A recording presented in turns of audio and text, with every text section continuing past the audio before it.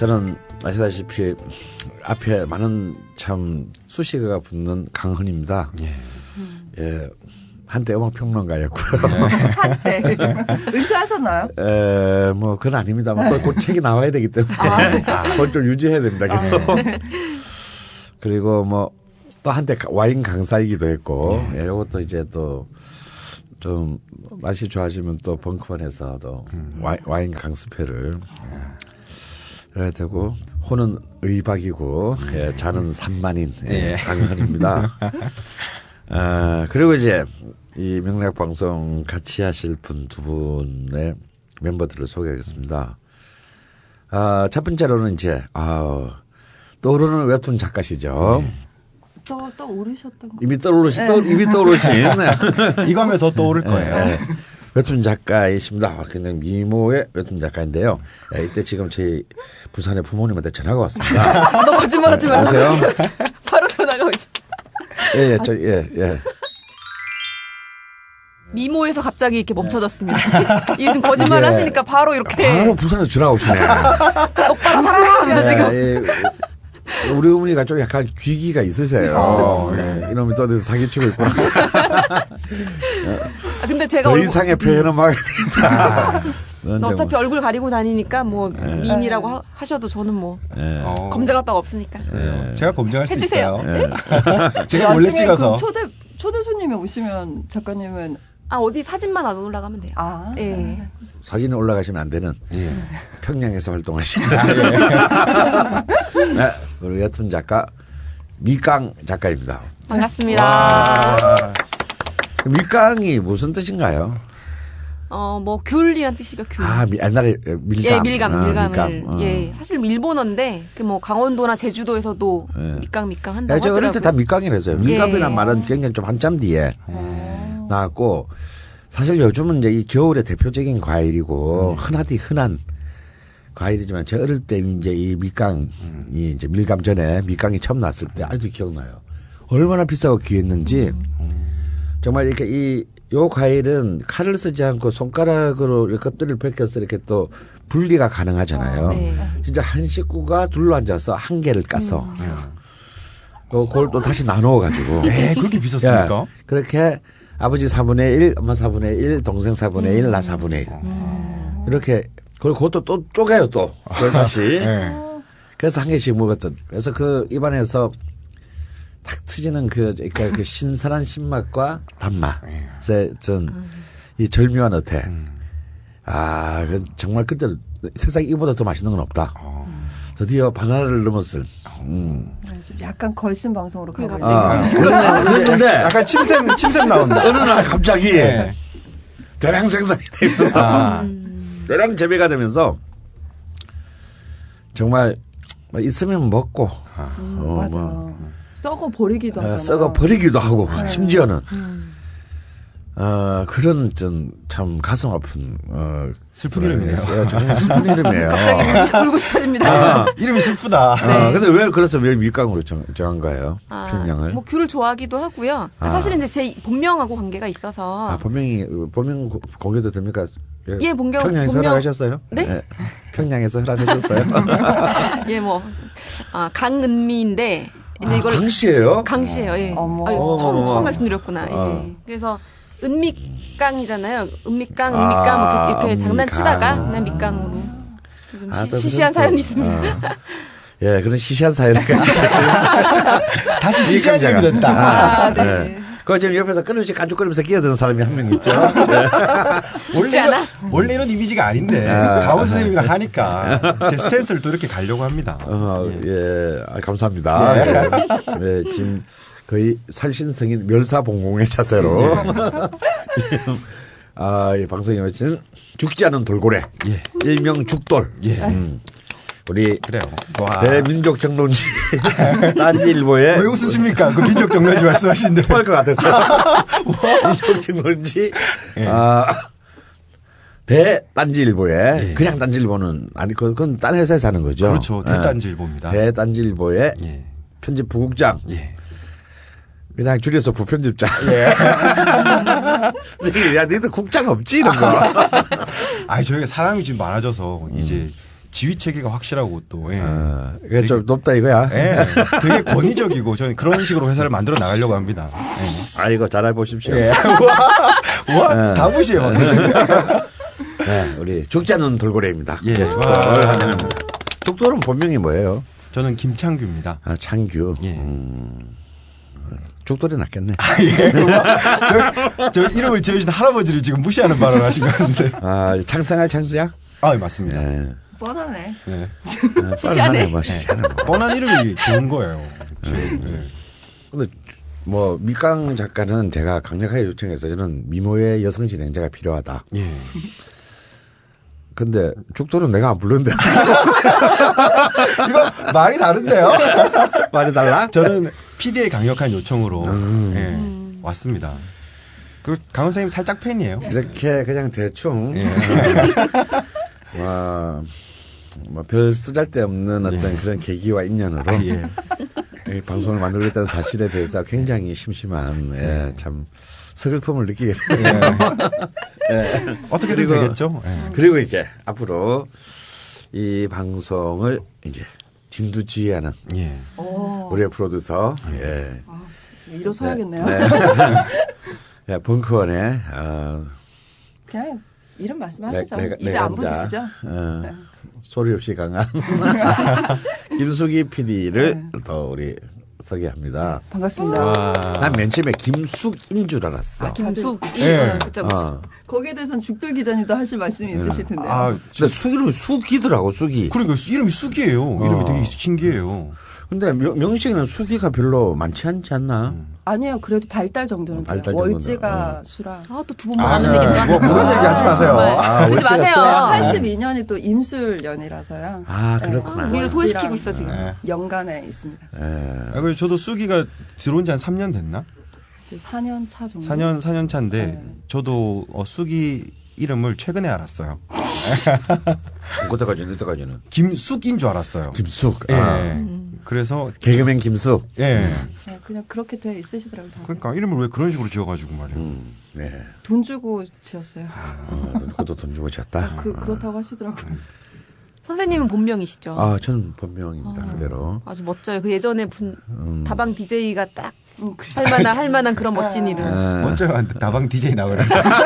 좀 싸 보인다. 굉장히 이렇게 한 칼 있으셔 이분이. 그 예전에 한 선생님께서는 그러셨어요. 필명인 줄 알았다고. 아니 나는 제가 글로 밥 먹고 살기 시작하면서 그냥 담당 기자들이 이제 뭐 원고 받고 이렇게 주고 받잖아요. 그래서 꼭 그걸 한 20몇 년 전에 그런 거 물어봤어요. 본명은 뭐세요? 당연히 필명인 줄 알고. 그렇죠. 헌은 무슨 헌자입니까? 저는 뭐 법 헌자. 헌법할 때 헌자. 그래서 제가 이제 헌법재판소와 인연이 좀. 그래요? 그건 뭐 전혀 모르는 얘기인데. 네. 아, 정말요? 네, 제가 헌법재판소에서 기자님. 성수한 사람이에요. 근데 당신 기자 맞아? 왜 갑자기 화를? 이건 좀 세다. 실망적이다. 너무 싫다. 모르시죠, 작가님도? 네. 살짝 팬이라며. 그냥 살짝 그리고- 팬이야, 살짝. 네, 진짜 살짝. 살짝이네. 크게 팬은 아니고. 살짝. 이거는 말씀 한번 하시고 가시죠. 그래요. 네. 제가 이렇게 옛날에는 예상보다 과도하게 멀리 삼천포로 빠지게 되어 이 부분은 청취자분들의 요청이 마구 쇄도하면 그때 가서 공개 여부를 고려해보는 걸로 하겠습니다. 방송이 어디로 흘러가고 있는 뭐 하여튼 뭐 좋긴 한데. 그런 걸 모른다고 제가 화가 났을 뿐이야 제가. 이렇게 이런 이 역사의식이 박약한 이런 자가 부편집장으로 있는 언론을 믿을 수가 없다 갑자기. 자, 이제 이런 게 인터뷰라는 건데 알고 있지만 청자들이 궁금한 거를 대신 끌어내는. 웃기는 소리 하지 마. 다 알고 내 눈 있지만 똑바로 봐. 전 똑바로 바라볼 수 있어요. 약간 사신들이 똑바로 바라볼 수. 그렇습니다. 무슨 얘기하다가 일단 뭐 헌재를 이겼다는 거. 헌재를 이긴 남자 강원. 헌법 혼자 얘기다. 자기 자랑이었어요. 자 이렇게 해서 우리 밑강 작가와 죽돌 그리고 강원 그리고 이제 우리 김숙이 PD와 함께 이제 이 명리학 팟캐스트의 방송을 시작하게 됐습니다. 그래서 사실 뭐 그동안 이제 제가 다음 스토리 펀딩도 한 10주간 진행했었고요. 또 그동안 이 프로그램을 어떻게 만들 것이에 대해서 정말 지금까지 나온 막 기획안만 제가 볼 때는 제 허리까지 올 정도로 5번 방송을 녹음했다가 엎어졌다고 예, 들었습니다. 그렇습니다. 예, 참 방송도 굉장히 많이. 정확히 6번입니다. 아, 6번이군요. 예, 참 이 눈으로 보이지 않고 소리로만 들려져야 되는 한계가 있기 때문에 예. 참 여러분 그 기획이 수였다 살았다 죽었다가 엎었다가 덮었다가 뭐 지금 굉장히 그 많은 좀 난항을 좀 거듭해 왔습니다. 그러다가 예. 드디어 우리 김석희 PD가 10시간 전에 발안을 내리고 이때까지 한 모든 기획을 다 엎고 그래서 일단 이 프로그램 방향을 정했다고 합니다. 이 굉장히 중요한 이 신년사에 준하는 앞으로 이 프로그램 방향에 대한 요강을 김숙희 PD로부터 직접 제가요? 네, 직접 듣는 것으로 네, 하겠습니다. 이상 청와대에서 담화문 발표하시죠. 뭐 별거 없습니다. 소통의 명리학 선생님 제가 해야 되나요? 그냥 뭐 청자들한테 맡기자는 얘기 아니야? 네. 사실 뭐 이것도 우린 딱히 안 할 거니까 청자 니들이 알아서 컨텐츠를 만들어 봐. 이런 거 뭐 아닌가? 이렇게 저렇게 뭐 많이 녹음도 했었고 계획도 했었고 했는데 막 뭔가 요거야 하는 건 사실 없었잖아요. 뭘 짜놔도 그렇게 안 가게 되더라고요. 선생님 하시고 싶은 말씀 뭐 하시고 또 그게 또 재밌고 뭐 그렇기도 하고 그리고 또 들으시는 분들이 뭘 듣고 싶어 하시는지 잘 모르겠으니까 그냥 또 이것도 이제 소통을 빌미로 맡겨보자. 그래서 저희가 그 클럽이 있어요. 딴지 라디오에. 딴지 라디오에 게시판 일단은 클럽이죠. 강좌명으로 돼 있네. 네, 그 클럽에 뭐 저희 방송에서 풀어줬으면 하는 거 궁금해 하시는 거 뭐를 물어봐 주시면 또 그 선생님께서 어떤 질문이든지 상관없다. 네, 뭐 제약은 전혀 두지 않고 시작해 보기로. 뭐 짜는 거 사실 귀찮고요. 짜봤자 그렇게 안 되잖아요. 짜봤자 다 소용이 없더라고요. 그래서 그냥 니들이 만드는 방송이네. 네, 여러분과 함께하는 방송입니다. 더불어 방송. 더불어 명리. 더불어 명리 괜찮은데요. 더불어 명리당. 네. 괜찮은데요? 귀엽게 말할 때 명리당 그건가요? 명리당. 귀여운 맛이 안 분위기 사네요. 이상한데. 뭐 어쨌든. 죄송합니다. 그래서 아마 이 부분은 제가 설명을 좀 드리는 게 좋을 것 같은데 그 저희 방송을 들으시고 이제 들으신 직후에 궁금하신 거 바로 글로 올려주시면 되세요. 근데 이제 뭐 메일이나 이런 걸로 받는 게 아니고 저희 딴지 라디오의 클럽 게시판에 글을 남겨주시면 됩니다. 네, 여기 경로가 부편장님 별로 UI가 세련되지 않았어요. 그래서 클럽 게시판 많은 그 사람들이 지금 분노해하고 있어요. 무슨 저는 잘 모르잖아요. 아니 우리 클럽 안 들어갔잖아요. 왜 글씨나 불러다오에 우리 청취자들이 막 우리 따로 나가서 그 새로 사이트를 만들자. 들어와서 못 쓰겠다. 지금 이런 굉장히 그 분노하고 있어 지금. 그래서 저희가 개편을 했지 않습니까? 예쁘게. 그 개편을 했는데 그게 더 나쁘네 그게. 그래서 좀 자세히 설명을 드려야 될 것 같은데 우선 딴지 일보 홈페이지에 접속을 하셔서 두 번째 라디오라는 카테고리가 있습니다. 상단 메뉴에 라디오로 들어오셔서 여기까지만 해도 괜찮은데 화면 아래쪽에 최신 방송 리스트가 떠요. 아래쪽에. 근데 그 리스트 위에 보면 연관 클럽이라고 아주 보일동말동하게 이렇게 막 난잡하게 이렇게 약간 구차하게 붙어 있는 것 같습니다. 되게. 그러니까 들어오지 말라는 얘기야 이거. 어쨌건 그 라디오 메인 페이지에서 최근 방송 목록 리스트 위에 연관 클럽에서 강원 자파 명리를 클릭하시면 드디어 글을 쓰실 수 있는 게시판이 나옵니다. 로그인 해야 되나요? 네. 로그인 하셔야 됩니다. 그러면은 자기 아이디가 노출되는 또 아이디 닉네임은 노출이 되긴 하는데요. 하여튼 또 방송에 나오려면 또 그 정도 공개 용기는 또 있어야 되지 않겠습니까? 1년의 장치라고나 할까요? 어떻게 될지 모르겠네요. 다 막 못 찾으셔서. 아유 찾기 쉬워요. 들어오고 싶으신 분은 어떻게든 찾아 들어올 거예요. 거기서 또 서로 얘기도 하고 메일로만 받으면 다 각계 약진이 돼서 서로 소통이 없으니까 그 안에서 또 와서 놀 수도 있고. 그래서 UI는 안 바뀌나요? 지금 훌륭하죠. 그래서 딴지일보 페이지비도 늘리고. 사심. 그렇습니다. 그냥 벙커에 만들까요, 선생님? 일단 해보고. 해보고. 네. 일단 해보고 이제 그렇습니다.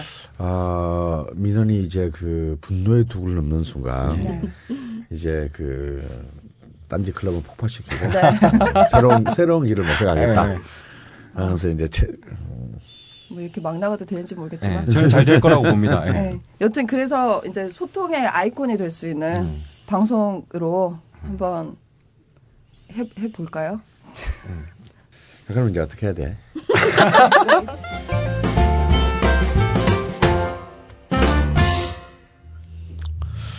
참 이렇게 팟캐스트를 시작하는데 참 이 팟캐스트의 어쩌면 얼굴이라고 할 수 있는 거 예. 역시 우리가 늘 모든 사람들이 뭔가를 새로 시작할 때 제일 고민하는 게 예. 이름이잖아요. 이름. 이 방송 제목이 뭐냐. 실망이 많아요 제가. 왜 실망이 많습니까? 아니 김숙희 PD한테 먼저 해봐라. 예. 또 이렇게 그래도 언론인 또 우리 죽자는 돌고래한테도 뭐 해봐라. 또 작가 밑강한테도 좀 해라 했더니 뭐 너무 후보지 보니까 너무 너절해. 아니 그거 왜요? 무슨 용기? 뭐 예. 운명을 만날 용기? 그거는 그냥 던진 거고. 그게 그나마 제일 나았어 그게. 그렇죠. 그게 제일 낫죠. 예. 이런 그런 아니한 생각으로 세상을 살 생각을 좀 버려. 아유 좋죠. 운명의 식탁 이런 거. 예. 얼마나 좋아요. 뭔가 그거 너가 되게 분위기 있고. 그거 죽두 기자가 우리 그냥 그 강원 좌파 명리로 가기로 했는데 말씀을 드려볼게라고 했거든요. 그러니까 죽두 기자가 그냥 딴 데 써먹을래 그럼 하지 마 이러면서 말씀 안 드렸거든요. 딴 데 써먹힐 것 같아. 운명의 식탁? 운명의 식탁. 그 운명의 식탁. 그래 내가 받은 그게 왜 이런 그런 건 없었어. 좋은 거는 수요 중간에서 막았나 봐요. 아니야. 죽두 기자가 쓰지 말랬어요. 딴 데 쓴다고. 운명의 식탁 하니까 뭐 운명이 먹는 것 같잖아. 그러니까 그게 이제 강원 선생님이 걸신이라 불러다오와 그런 이미지를 다 생각해서 그 범위마저 고려한 거죠. 식탁이 딱 있고 이 운명 안에서 이 안에서 뭘 골라 먹어야 될까? 이강 작가님은 낸 거 없다. 얘기를 무시하고. 우와? 저 사실 그 제를 못 받아서 제안이 아니고 오더를 못 받아가지고 죄송합니다. 지금 생각하셔도 돼요 할 말이 지금. 제가 순발력 지금 우리가 너무 제목이 없어서 지금 방송을 못 내보내고 있어요. 제목이 없어서 못 내보낸 거군요. 사실은 우리끼리 얘기로. 일단 제가 명리학을 가지고 그 구체적으로 하여튼 공개적으로 처음 한 게 이 벙커원에서의 강헌의 좌파 명리학 강의잖아요 강의. 그래서 결국 구간이 명관이다. 그래서 강헌의 좌파 명리 줄여서 강좌명. 으로 하기로 했다고 김숙희 PD가 얘기를 했어요. 그래서 잘 그래 낫다 그게. 근데 또 제목을 바꾸실 것 같아서 제가 썸네일에 큰 공을 안 들였거든요. 보셨겠지만 뭐 언제든지 저희 마음대로 바꿔도 되니까요. 왜 운명이 있는 삶, 명리가 있는 삶 이런 것도 좋은데. 운명이 없는 삶도 있나? 근데 제가 이제 그 술꾼도시 청년들 제목을 갑자기 깔때기를 잘 지었다는 이야기를 많이 듣는데 제가 생각할 때 가장 좋은 건 검색할 때 내 것만 나와야 돼요. 그게 맞아. 정말 중요합니다. 그 뭐 팀 이름을 짜든 뭐 노래 제목이든 책 제목이든 딴 게 막 다 나와버리면 안 돼요. 그래서 그게 강좌명 치면 뭐가 나오겠습니까? 이제 엄청 많이 나오겠는데. 별로 안 좋은 제목이네. 근데 또 수백 개 실제로 나오겠네. 그 강원이라는 그게 닉네임인지 뭔지. 호래요 호. 호를 쓰시는 분의 명리 방송이 있어요. 또 실제로 라디오. 야 그럼 선생님 이름을 바꾸자 여기서. 뭘로? 이제 족보까지 바꾸려네. 허니? 성명학 이런 것도 같이 하면서. 스티븐 제라드로 바꿀까? 네? 강제라드. 축구 좋아하시니까. 강은의 신출기몰. 네? 강은의 크로스패스. 선생님도 저보고 무슨 뭐 언론인이 뭐 어쩌고 저쩌고 뭐 난 하셨으면서. 언론인이 아니잖아. 뭐 딱히 별게 없는. 저희는 문창이 없나 봅니다. 참 쩝쩝. 근데 뭐 또 근데 제일 어려워 이게. 방송 나가면 또 그 많은 분들이 또 아니 제목도 없이 무슨 안저가 무슨 방송이 나가. 제목까지 제목도 소통하는. 소통합시다. 그렇죠. 와 그냥 날로 먹는다 그러는데 다 우리. 이거 공모해서 뭐 선물 같은 거 그런 거 안 돼요? 맞아. 좋은 제목을 그렇죠. 이렇게 보내주신 분께 검색도 잘 되고 네. 원하신다면 특별 개인 상담을 첫 번째 게스트로 모시겠다고. 파일럿으로 요거는 이제 뭐 보내고. 드릴 돈은 없고. 좋은데요? 설도 가까워 오는데 어디 가서 딴 데 보시는 것보다. 이게 시세로 치면 얼마입니까? 그게? 시세 치면 꽤 비싸죠.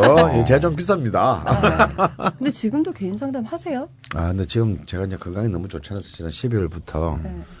좀 잠시 중단했고요. 사실 상담하다 2번 기절했거든요. 상담하시다가요? 네, 그러니까 너무 힘들어요. 그래서 일주일에 하루만 2명을 원칙으로 해서 이제 그러다 보니까 지금 한 2-5달 지금 쫙 다 이게 잡혔어요. 그래서 토요일만 일단. 근데 그것도 쉽지 않아요. 그럼 이거 되게 좋은 거네요. 이거 여기서 제목을 주면은 그 사람은 특별히 해주는 건 흔치 않은 기회잖아요. 무료인데 새치기까지 할 수 있는. 그렇죠. 조건은 강헌과 명리는 꼭 들어가야 된다? 어떠세요? 아니, 뭐 하여튼 명리가 안 들어도 상관없죠. 상관없다. 강헌만 들어가면 된다. 그리고 이름을 바꿔도 된다. 뭐 제목 있으면 앞에 그냥 강헌의만 붙이면 되니까. 그러게. 네. 일단 제목은 해결됐네요. 네. 끝난 거? 대중지성에게 호소하는 방법으로. 대중과 소통하면서 집단지성도 활용하고 그러면 좋네요. 의도한 바는 아니죠. 참 우리의 무능함을 이런 식으로 날로 먹는 방송. 날로 먹는 방송입니다. 소통의 방송이라고 해주세요. 소똥의 방송이다. 밑강 작가님은 네. 이 방송이 원래 명리학 방송인지 모르고 오셨다면서요? 몰랐죠. 저는 처음에 이제 이 선생님 책을 낸 돌베개 출판사에 이제 그 유능한 마케터한테 연락을 받았는데 저는 일단 선생님 이름은 음악평론가로서 잘 알고 있었으니까 내가 음악에 대해서 뭘 얘기할 수 있지? 그래서 좀 재빨리 검색을 했어요. 그때 이제 걸신 이거구나. 왜냐면 제가 이제 만화에서 음식을 다루고 하니까 술 다루고 했어요. 이거 좋다. 여긴 나랑 딱 잘 맞는다. 그리고 좋아요. 저 너무 좋아요. 이랬는데 나중에서야 이제 팟캐스트 내용은요 하면서 이제 사주 명리에 관심 있으십니까? 그러시더라고요. 멘트 자체도. 그래서 딱히 뭐 거부감은 없었지만 좀 약간 당황했죠. 근데 뭐 지금 이 방송을 들으신 분 중에서도 아는 분도 있겠지만 그 강헌이 이 강헌이다 아시는 분도 있겠지만요. 모르시는 분도 뭐 반은 모르실 거예요. 네. 왜냐하면 제가 뭐 이번 최근에 이제 한 달 조금 넘었는데 연초에도 이렇게 기자들한테 전화오는데 혹시 이 강헌 선생님이신 거죠? 이런 말을 제가 많이 들었고 그렇겠죠. 또 제 친구들이랑 이제 오래간만에 이제 신년회를 했는데 오늘 저녁 먹다가 한 친구가 그랬어요. 야 강헌아, 야 네가 이름 같은 사람이 무슨 사주책 냈더라. 친구예요? 친구마저도. 근데 그때 좀 분위기가 좀 옛날 여학생도 있고 이래가지고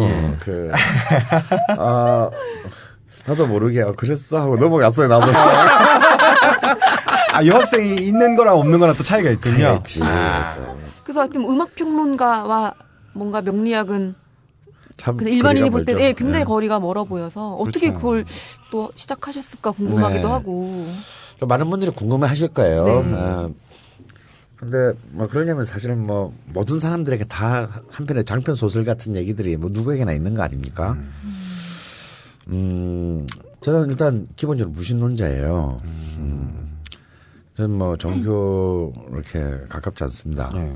그러니 뭐 그런 사람이 무슨 뭐 사주 뭐 명리학 이런 거는 정말 너무 안 맞죠. 인정하지도 않았고 뭐 돈 주고 보러 간 적도 없고요. 근데 참 인생은 알 수 없는 것 같아요. 게다가 저는 무엇보다도 뭐 운명에 대해서 궁금했던 적이 없습니다. 젊은 날에. 뭐 운명은 고사고 보통 이런 고민들을 많이 하잖아요. 삶이란 무엇일까? 죽음이란 무엇일까? 보통 이제 고등학교 때 하는 질문인데 저는 그런 걸 해본 적이 없어요. 그런 의문을 가져본 적이 없어요. 그래요? 생각이 없으셨던. 생각이 없는 사람이에요. 오늘 뭐 먹을까 뭐 이런 거. 정말 그런 거예요. 굉장히 막 단순 명료한 거. 그래서 저는 사실은 이제 아시는 분은 아시지만 저는 국문학과를 갔는데 사실 소설가가 되고 싶었어요. 어렸을 때는. 근데 이런 사람이 무슨 인생의 깊이를 알고 소설을 쓰겠습니까? 그래서 이제 당연히 빨리 포기했죠. 네. 포기가 빨랐다. 네. 저 포기도 진짜 빠릅니다. 시작도 빠르고 포기도 빠르고. 그래서 그런 참 근원적인 질문에 대해서 참 제일 거리가 먼 사람이었어요. 저는. 일단 저는 재미있는 게 너무 좋아요. 방문만 열고 바깥에 나가면 재미있는 게 깔려 있는데 이 방구석에서 이렇게 계속 글을 쓰고 이거 저한테 너무 안 맞는 일인 거예요. 네. 젊을 때는 오직 쾌락을 쫓아서만 살았던 사람. 지금도 그렇습니다. 지금도 그렇습니까? 아, 그렇구나. 그래서 저는 에피큐로스 작파가 너무 좋아요. 스토아파 싫어합니다. 저는. 그렇기 때문에 제가 뭐 술 먹고 친구들하고 놀고 하는 걸 너무 좋아했어요. 그냥 슬플 틈이 없었습니다. 뭐 부지런한 꿀벌은 슬퍼할 겨를이 없다지만요. 또 이렇게 그 매일매일 이렇게 활락의 세계를 보내는 사람 역시 이 슬퍼하거나 우울할 틈이 없는 거잖아요. 또 게다가 저는 40살이 넘을 때까지 제일 가까운 사람이 이렇게 세상을 떠난 분이 한 분도 안 계세요. 보통 이제 이런 것을 고민할 때가 뭐 긴밀한 사람이 뭐 불의의 질병이나 사고로 세상을 떠났을 때 세상의 허무함을 공포를 굉장히 느끼는 거거든요. 근데 뭐 저는 부모님도 아직 살아 계시고 뭐 형제도 뭐 그렇고 뭐 내 주변에 가까운 친구들이나 뭐 이런 사람들 중에서 뭐가 잘못된 사람이 한 명도 없어요.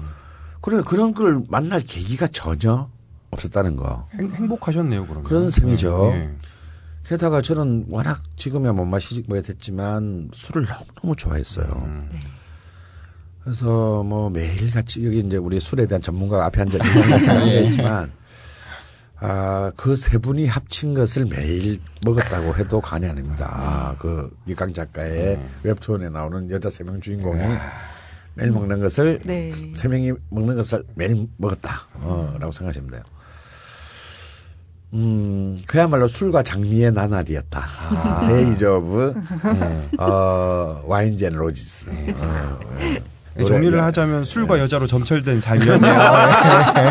네, 뭐 그렇다고 볼 수 있습니다. 인정이 되게 빠르다. 좋다 되게. 저 인정도 빨리 하고 부인도 빨리 합니다. 쾌락, 관락, 술, 여자. 결혼도 빨리 하고 여도 빨리 하고.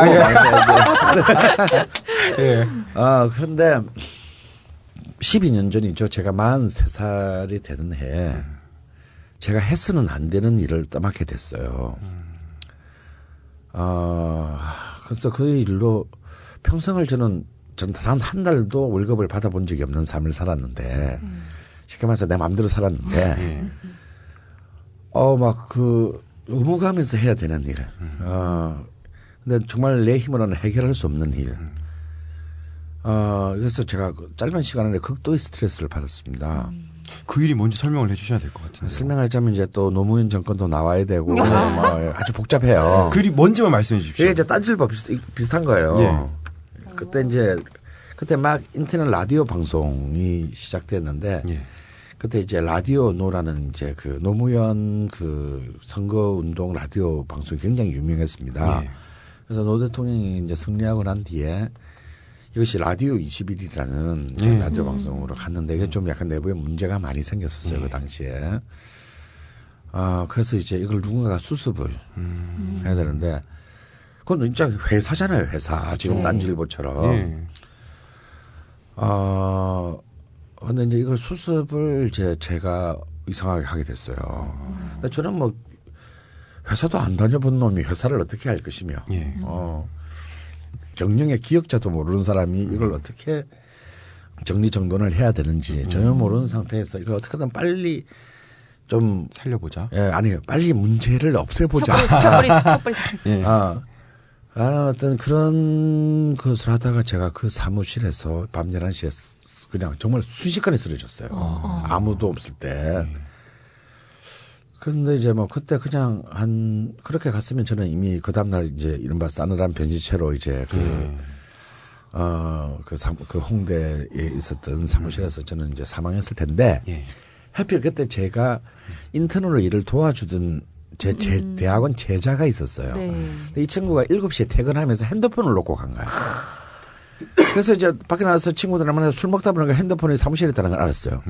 그래서 이제 밤 11시가 넘어서 이제 사무실을 다시 들렸는데 뭔가 제 방 쪽이 이상한 것 같아서 문을 열니까 문이 안 열리는 거예요. 제가 문 앞에서 쓰러진 거예요. 문이 안 열려. 그래서 억지로 물리는 보니까 제가 문 앞에 쓰러져 있는 사장님을 발견한 거지. 그러니까 뭐 저는 뭐 그 친구 아니었으면은 저는 이제 뭐 그때 제 인생은 끝났습니다. 그러니까 저는 이미 그때 혼수 상태에 이미 들어간 거죠. 이제 이게 그때 제 병명은 이제 울혈성 심부전 및 대동맥 박리. 그것도 이제 대동맥이 75cm나 7.5cm가 아니고 75cm요? 네, 75. 그러니까 그냥 훅 다 찢어진 거예요. 제 키의 반만. 그래서 그래서 이제 그 홍대가 이제 세브란스랑 가까우니까 이제 급히 이제 그 119로 옮겼는데 그래서 그날 새벽에 이제 수술실로 갔었죠. 저는 이미 혼수 상태고. 근데 이제 그 당시 이제 그 부랴부랴 이제 다시 병원으로 들어온 집도의가 수술을 포기합니다. 도저히 방송 수술을 가서 보니까 도저히 가망성이 없다. 그래서 이제 나와서 이제 제 와 있던 가족들이랑 제 친구들한테 가망이 없으니 장례 준비를 하시는 게 좋겠다라고 말을 넘기고 수술을 포기해요. 그리고 선생님 죄송한데 그때 몇 살 때라고요? 43살. 43살 지금부터 때. 12년 전입니다. 예. 그래서 이제 저는 다시 이제 중환자실로 들어보내고 이제 죽기만을 기다리는 이제 시간이 됐죠. 그래서 이제 한 23일 정도 제가 혼수 상태로 안 죽고 끝까지 버텼습니다. 아니 그럼 찢어진 채로 그냥 있었던 네, 거예요? 그렇죠. 지금도 마찬가지입니다. 왜냐하면 이 동맥이라는 것은 기울을 수가 없고 그 찢어진 부분을 잘라내고 인공 동맥으로 교체해야 합니다. 그런데 문제는 혈관만 교체하면 되는 게 아니라 대동맥에는 모든 장기에 피를 공급해야 되기 때문에 다 연결돼 있죠. 모든 그 장기들과. 그 중에 하나만 연결이 잘못되면은 이제 수술은 실패하는 굉장히 고난이도의 수술입니다. 근데 제가 23일 동안 혼상태였다가 깨어난 거예요. 그때 당시 의사도 기적이라고 했습니다. 그 당시에는 이 대동맥 박리의 사망률이 거의 98%였거든요. 지금은 이제 워낙 의술이 발달해서 많이 떨어졌는데 그래서 깨어났는데 정말 그때 이제 뭐 제 그 환각 속에서 이제 뭐 정말 저승사자라는 것도 본 것 같고 뭐 여러 가지 참 그냥 뭐 믿거나 말거나 야담가시라 뭐 이런 내용의 그 경험들이 많이 있었습니다. 그때도 이제 총수하고도 참 재밌는 얘기들이 많아요. 그때 만나셨나요? 아니요, 그 전부터 총수하고는 좀 굉장히 가까웠는데 계속, 그 중환자실은 당시에는 난 12시에 한 명만 20분 면회가 되었습니다. 제가 그 혼수 상태일 때 총수가 명예를 왔나 봐요. 저는 기억이 안 나지 당연히. 그런데 제가 이제 그 중환자실에 와서 살아서 나와서 일반실에서 한 세 달 가까이 있었거든요. 다 면회를 왔다 했는데 총수가 안 오는 거야. 그래서 새끼 이건 좀 그런 싸가지 없네 이거. 좋다 이거. 그랬어요. 근데 마지막 날 제가 토요일 날 이제 일반실에서 퇴원을 하는데 이제 요양을 떠나기 위해서 그 토요일 날 그것도 퇴원하는 날 토요일 오전 10시에 면회를 왔어요. 총수가. 그래서 근데 뭐 그때 휠체어를 타고 있었는데 이제 총수가 휠체어를 이제 끌고 이제 병원 바깥으로 이렇게 돌아다니면서 얘기한 야, 이 새끼 이제 태어난다니까 오냐? 잘 오지를 말던가 좀 1시간 뒤면 태어났는데 왜 오냐? 막. 아니, 무슨 말씀이세요? 제가 그때 왔잖아요. 그러는 거야. 이게 어디서 뻥을 까고 있어. 아니, 중환자실에 계셨을 때 제가 왔잖아요. 그랬더니 그걸 내가 어떻게 기억하냐. 나는 그때 혼수 상태인데 그랬더니 무슨 말씀이세요? 20분 동안 저랑 얘기해놓고. 어머 소름 돋았어. 아니 내가 너랑 얘기를 했다고. 아니 중환자실에 홍간호사가 제일 예쁘다고 하셨잖아요. 역시 여자구나. 야. 아니 동맥이 75cm. 그 자기가 정말 나가면서 확인해보고 홍간호사가 있더라고. 이뻤어요? 그랬나 봐요. 나는 모르지, 나는 중환자실에 있을 때는 혼수 상태니까 나는 모르지. 어쨌든 홍 간호사가 예쁘다는 거는 강원 선생님이 하신 말씀 아닙니까? 근데 실제로 있었고 예뻤대요. 그래서 이 양반 안 죽겠구나 그렇게 생각하고 자기는 마음을 푹 놓고 갔다는 거야. 나는 전혀 기억이 안 나요, 사실은. 의식이 돌아왔었던 거네요, 그러면? 이렇게 이제 환각 상태에서 왔다 갔다 하는 왔다 갔다 거예요. 비몽사몽 하셨고. 예. 그 하물며 이제 정윤수 우리 벙커에서도 강연을 많이 예. 하는 정윤수도 이제 그 중환자실에 면회를 하는데 그때 유로 2004가 시작됐습니다. 아 그분 축구 평론도 하시죠. 네, 유로 2004가 시작될 때 제가 쓰러졌거든요. 근데 제가 윤수한테는 그랬다는 거예요. 이번 유로 2004는 그리스가 우승한다고. 그래서 이 사람이 참 완전 맛이 갔구나 이제. 근데 그게 그리스가 우승했습니다. 실제로. 제가 혼수 상태 중에. 근데 아직 예선 리그가 진행될 때인데. 그리스는 원래 약체예요? 누구도 그리스가 우승할 거라고 생각하지 못했죠. 못했는데 제가 예. 물론 제가 멀쩡한 정치에도 절대로 그리스가 우승한다라고 생각 안 했겠죠. 근데 그리스가 그때 모든 축구 전문가들의 예상을 깨고 우승합니다. 그런 참 정말 어찌 보면은 지금 생각해보면 납득이 안 가는 일들이 이제 좀 있었습니다. 근데 문제는 그 뒤에 일어났어요. 이제 기적적으로 살아나고 이제 좀 한 3달 정도 병원에 있다가 이제 퇴원을 해서 했는데 사실은 제가 다시 일상에 복귀하기 전까지는 복귀할 때까지는 그로부터 한 1년 반이 더 걸려요. 왜냐하면 걷지를 제가 일어나지를 못했습니다. 계속 누워 있어야 되는 상황인데 그래서 뭐 집에 있기는 너무 그렇고 해서 이제 전라남도 해남 두륜산 자락에 있는 당시 전남 해남군 전농 지부장네 집에 제가 동갑내기인 약간 쓸데없이 디테일하다. 아, 나 이런 게 너무 좋아. 완전 산쪽에 뭐 민가도 없고 그 한 집뿐인데 그 흙집에 이제 제가 이제 몇 달 요양을 이제 거기서부터 요양을 시작합니다. 그러니까 뭐 진짜 산 좋고 물 좋고 공기가 맑은 곳에서 요양을 하니까 참 좋았죠. 네. 근데 이제 뭐 움직이지는 못하는 건 나는 늘 이제 그 흙집에 이제 일종의 그 바깥 벨트에서 이제 저는 계속 이렇게 누워 있었습니다. 근데 이제 제가 태어날 때쯤에 의사가 이제 그랬습니다. 정말 기적적으로 살아났는데 지금도 그분이 제 주치의세요. 근데 이분 제가 며칠 전에 가서 명식 따왔습니다. 네. 저는 그분 때문에 살았다고 생각을 하는데 그분 참 쿨한 분이셨어요. 그 당시 저보다도 나이가 좀 어리셔요. 그때 굉장히 그러니까 젊었겠죠. 30대 후반에 대동맥 박리 전문 이제 흉부외과 의사이신데 이분이 그랬던 거예요. 굉장히 이런 보통 의사 그러진 않는데 자기 솔직히 오판을 해서 당신이 산 것 같다. 그 당시 실려왔을 때 그때 자기는 가망이 없다라고 잘못 생각을 했다. 판독을 잘못해서 그래서 수술을 포기한 것이 역설적으로 살게 만들고 만약에 그때 수술을 했으면 오히려 더 굉장히 뭐 그때 이미 그냥 끝장이 났을 수가 있는데 이런 얘기를 굉장히 스스럼없이 해주셨어요. 굉장히 용기 있는 분이죠. 그런데 이제 그까지는 좋았는데 자기도 많은 고민을 했는데 말씀을 드려야 될 것 같다. 그러면서 이제 나는 이제 막 태어난다라는 이제 꿈에 부풀어 있는데 기적적으로 살아나긴 했는데 한 1년 반이나 2년 이상은 더 못 갈 것 같다. 이거 또 뭐야? 아이고.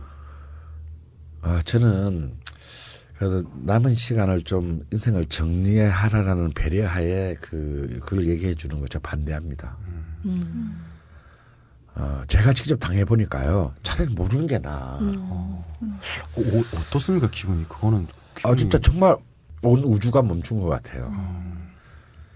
그냥 그런 생각밖에 안 돼요. 그냥 내가 혼수 상태에 빠졌을 때 죽어버렸으면. 그때는 이제 바로 혼수 상태에 빠졌기 때문에 뭐 유언도 할 틈이 없었죠. 그러니까 이제 그분의 이제 보안이 이분도 좀 배우신 분 같으니까 주치 생각에는 좀 이걸 합리적으로 운명을 받아들이고 좀 유언도 못할 뻔했으니까 뭐 삶도 좀 정리할 걸 정리하고 뭐 또 남길 것도 남기고 이러라는 배려 때문에 해준 건 알겠지만 정작 그 말을 듣는 저로서는 차라리 말을 안 해줬으면 얼마나 좋았을까. 그럼 내가 1년 반이라도 쾌락을 또 다시. 그럴 수 있었을 텐데. 아니 이게 서지도 못하는데 무슨 쾌락을. 그때는 불능 상태셨군요. 예. 일단 뭐 불능하는 말은 안 드리겠어요. 일단 직립이 불가능했다. 근데 진짜 그 순간은 진짜 뭐 붙으면 완전히 이제 멘붕이에요, 멘붕. 그 멘붕 상태에서 저는 이제 요양을 가게 된 거예요. 뭐 요양이 아니라 사실 뭐 돌아가시기 전에. 예, 막 거의 이제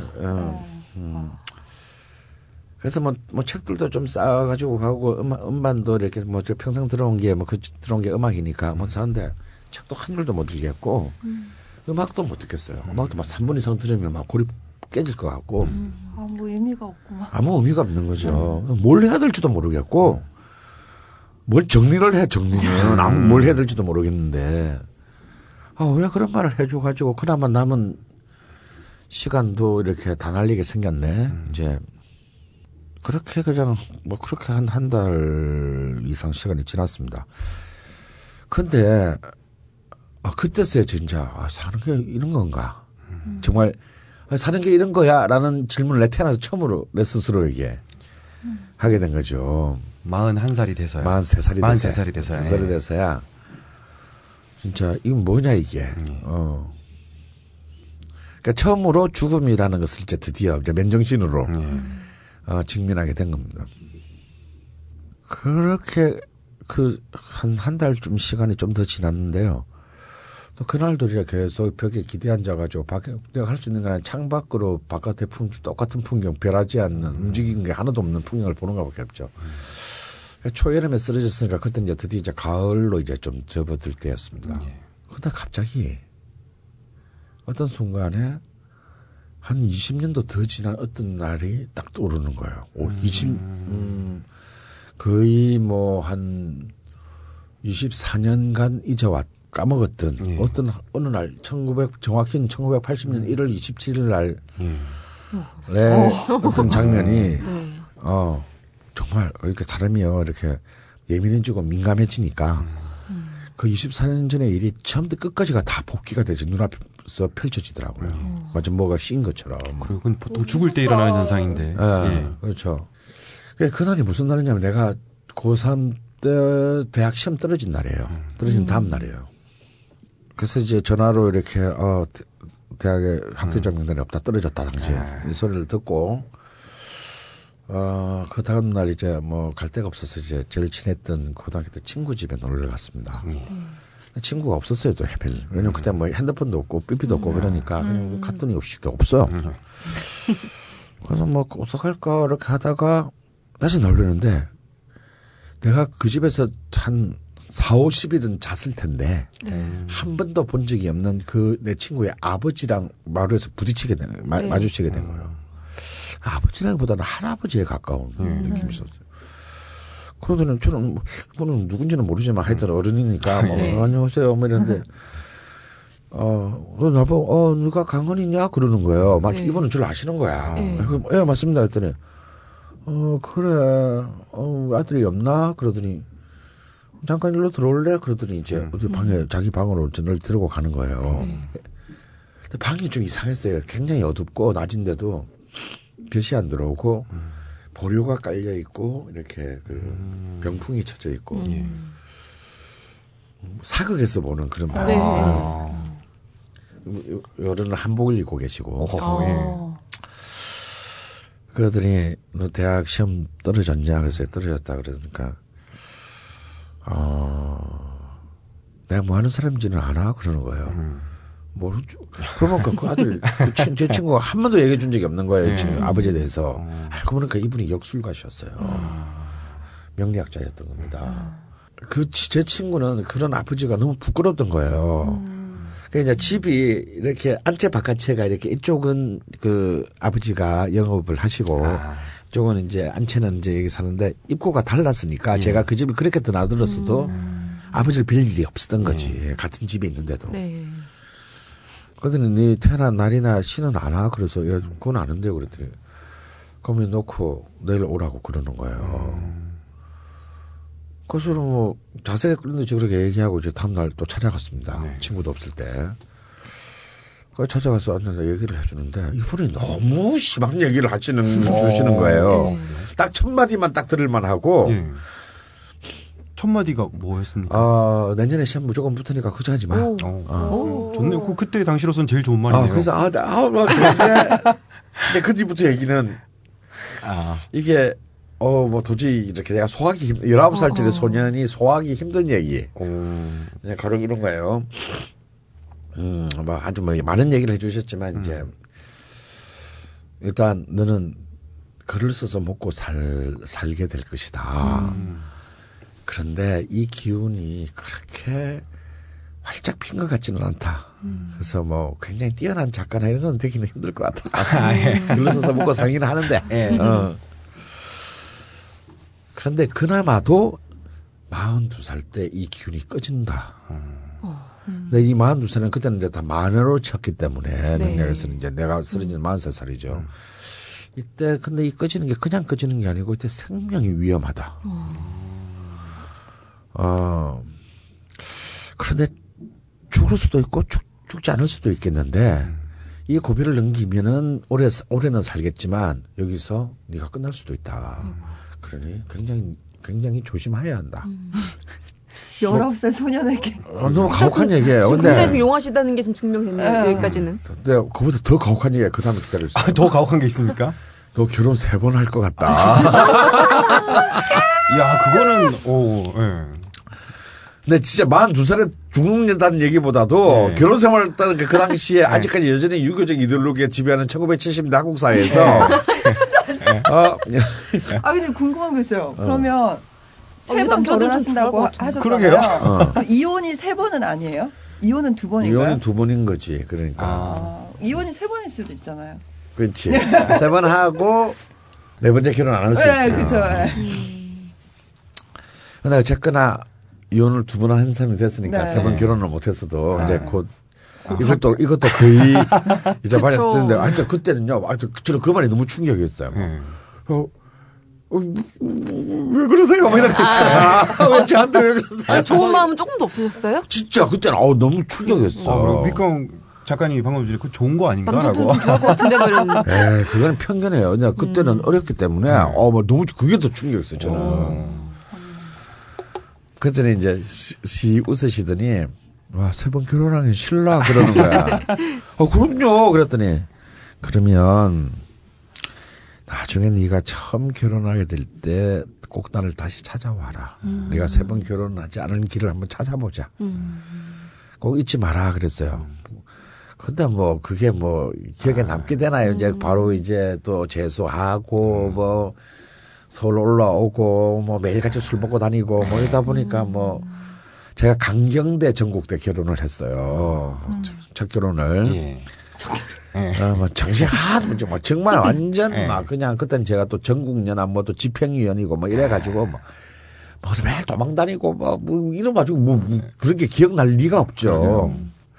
나중에 이제 다시 그 친구랑 최근에 수소문에서 물어보니까 그 아버님이 내 쓰러지기 전에 돌아가셨더라고요. 2003년에. 그러니까 내가 첫 결혼을 할 때는 살아 계셨던 거지. 또 팔자대로 되려니까 기억이 안 나셨나 봐요. 그러니까 그냥 물론 이제 가만히 잊었죠. 그런 걸 뭐 그런 일이 있었다는 것도 한 번도 떨려본 적이 없는데 그 해남 두륜산의 요양지에서 그게 쫙 돌아오는데 그러고 보니까 내가 그대로 산꼴이 된 거예요. 정말 죽음의 목전에서 갑자기 사면궁금해졌는데 이 명리학이 갑자기 그 기억한 게 치고 들어온 거죠. 너무 신기하고 놀랍고 당황스러워서. 그래서 이제 서울에 있는 후배한테 전화를 해가지고 뭐 제가 뭐 명리학이 어서 알 길이 없잖아요. 내 주변에 그걸 가르쳐 줄 수 있는 사람이 있는 것도 아니고 저는 또 한 발짝도 움직이지도 못하고. 그래서 일단 교보문고에 가서 그냥 하여튼 사주, 뭐 팔자, 뭐 명리학, 그때는 명리학 이름도 몰랐던 것 같아요. 뭐 하여튼 사주, 팔자, 뭐 이런 관련된 책 있잖아. 막 그런 거 아무튼 눈에 띄어서 사서 보래. 그래서 이제 뭐 좀 닥치는 대로 이제 보게 된 거예요. 근데 다행스러운 건 저는 한자를 배운 세대이고 한문을 배운 세대고 또 한문을 굉장히 좋아했어요. 고등학교 때도 이렇게 막 사서삼경 이런 것들을 혼자서 읽고 그랬거든요. 괜히 되게 이유 없어 보인다. 괜히 없어 보이는 이유로. 괜히 이렇게 주머니 이렇게 중용, 대학 이런 거 꽂고 다니고. 근데 학생들은 안 좋아하더라고. 그거 당연하죠. 그게 먹힐 줄 알았는데 안 먹혀. 약간 구리구리합니다. 섹스표 이런 거 끼고 다니시지. 그렇죠. 영국이죠, 영국. 그 아무나 하는 거잖아. 그래서 난 이게 좀 튈 줄 알았는데 너무 생각을 깊게 하셨구나. 예, 이게 진짜 지나친 건강은 흡연을 해치는 법이에요. 영원이가 또. 이거 괜찮다. 방송 제목을. 지나친 건강은 흡연을 해친다. 다 음주로 바꿔서 한번 쓰고 싶네요. 써먹고 싶네요 이거. 네. 선생님 근데 삶이 1년 반에서 2년밖에 안 남았다는 상황에서 공부를 시작하신 거 그래요? 그렇죠. 예, 유일하게 때 읽을 수 있었던 책이에요. 예. 그런데 제가 한 이유는 간단합니다. 이유는 심플해요. 왜 심플하냐? 도대체 그분이 제 친구 아버님이 뭘 그런 한테 그런 얘기를 했을까? 네. 그걸 알고 싶었던 거예요. 저는 명리학을 알고 싶었다기보다는 네. 뭐 그거 있었으니까 제 걸 보고 무슨 그런 얘기를 쭉 해주시는 거 아닐까요? 네. 그래서 이제 공부를 이제 하다 보니까 이제 이게 하나씩 걸려드는 거죠. 이런 것 때문에 이분이 이렇게 말씀하신 거구나. 말씀하신 거구나. 그래서 하나씩 이제 짚어가면서 이제 이게 이제 제가 유일한 교보제인 거예요. 실제로 그게 독학이 좀 가능한가요? 모르겠어요 저는. 근데 저는 하여튼 간에 뭐 누구한테 배운 적은 한 번도 없습니다. 그래서 이제 계속 이제 그만 쳐다보고 있었던 거죠. 딴 건 할 수 있는 것도 없고. 근데 1년 반이 지났는데 안 죽는 거예요. 6년이 지나도 안 죽고. 뭐지? 1년만 더 살아볼까? 또 3년이 지났습니다. 이제 뭐 의사 선생님도 계속 이제 정기적으로 체크를 하면서 뭐 좀 더 살면 하루라도 더 살면 좋은 거잖아요. 하면서 이제 이 상태가 악화되지만 않은 것을. 근데 이게 자꾸 너무 길어지니까 자기도 조금 내 말이 안 맞네. 또 오판하는 것인가? 좀 머쓱해지신 거예요. 그래서 이제 막 이렇게 멋쩍은 웃음을 흘리시면서 그래도 살면 죽는 것보다는 사는 게 낫잖아요. 뭐 이렇게 그냥 1년 더 가봅시다. 왜 안 죽지? 이러면서. 왜냐하면 세 번째 결혼을 아직 안 하셨기 때문에. 그렇구나. 그렇죠. 그러니까 세 번째 결혼을 최대한 유예하시는 거죠. 아니 지금 나이가 몇인데 지금 저기서 더 유예하면 어떡하라고. 일단 지금 안 죽고 살아있다 계속 이 상황에서. 그래서 그러다 보니까 명리학이 굉장히 이제 그 과정에서 계속 이제 가꿔졌죠. 왜냐면 제가 달리 당시에는 뭐 그 쓰러지면서 저는 사실은 모든 것을 다 잃었습니다. 뭐 일도 할 수 없었고 뭐 그나마 알량한 돈도 워낙 많은 비용의 병원비로 날리고 뭐 가족들도 이제 다 또 두 번째 이혼하고 떠나고 뭐 정말 아무것도 안 남았어요. 한 가지는 남았었네요. 음반만이 남았습니다. 그런데 또 명리학에 제가 이렇게 버전 2.0이 되는 계기가 또 와요. 제가 정말 먹고 살아야 되는 절박한 상황이 된 거예요. 네. 그러게 먹고 살 길이 없어졌네요. 먹고 살 길이 완전히 없어졌고 또 이미 제가 몇 년을 쉬다 보니까 이미 이제 음악계의 트렌드도 너무 바뀌어가지고 저 같은 평론가가 필요하지도 않아요. 그때 또 이제 잠시 총수가 SK텔레콤을 상대로 사기쳐 와가지고 좀 그걸로 좀 그때 딴지일보 진짜 어려웠거든. 그때 막 그 직원이 한 명밖에 안 남은 적도 있었어. 둘 다 완전히 망해가지고 총수가 어디 가서 앵벌에 해와가지고 그걸로 우리 잠시 또 한 6개월 먹고 살고 그랬어요. 또 이빨 터는 걸 잘하시니까. 그래서.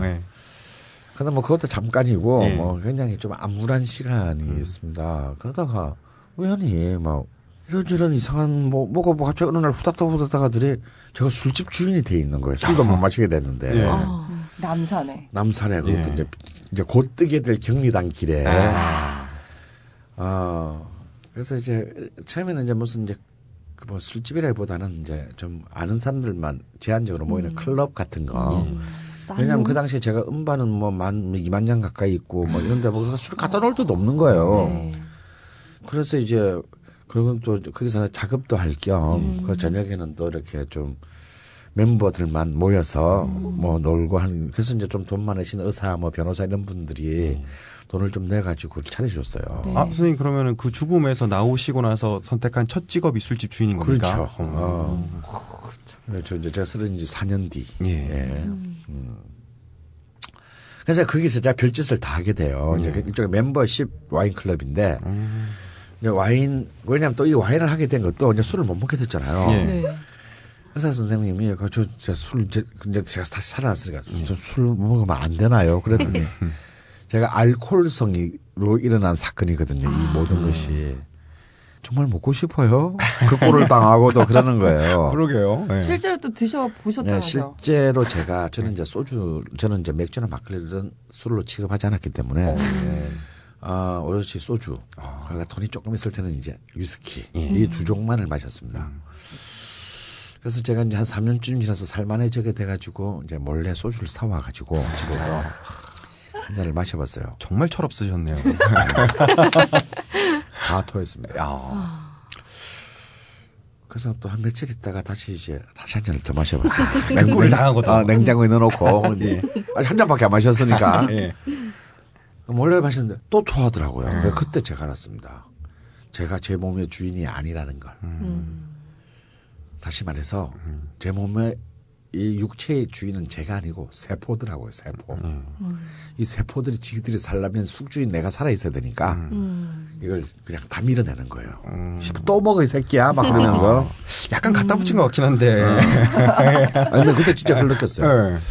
내 속에 또 다른 내가 예. 지가 살라고 그렇게 평생을 정말 진로에서 감사편을 못 받을 망정 그렇게 마셔줬는데 야 이걸 못 먹게 하다니.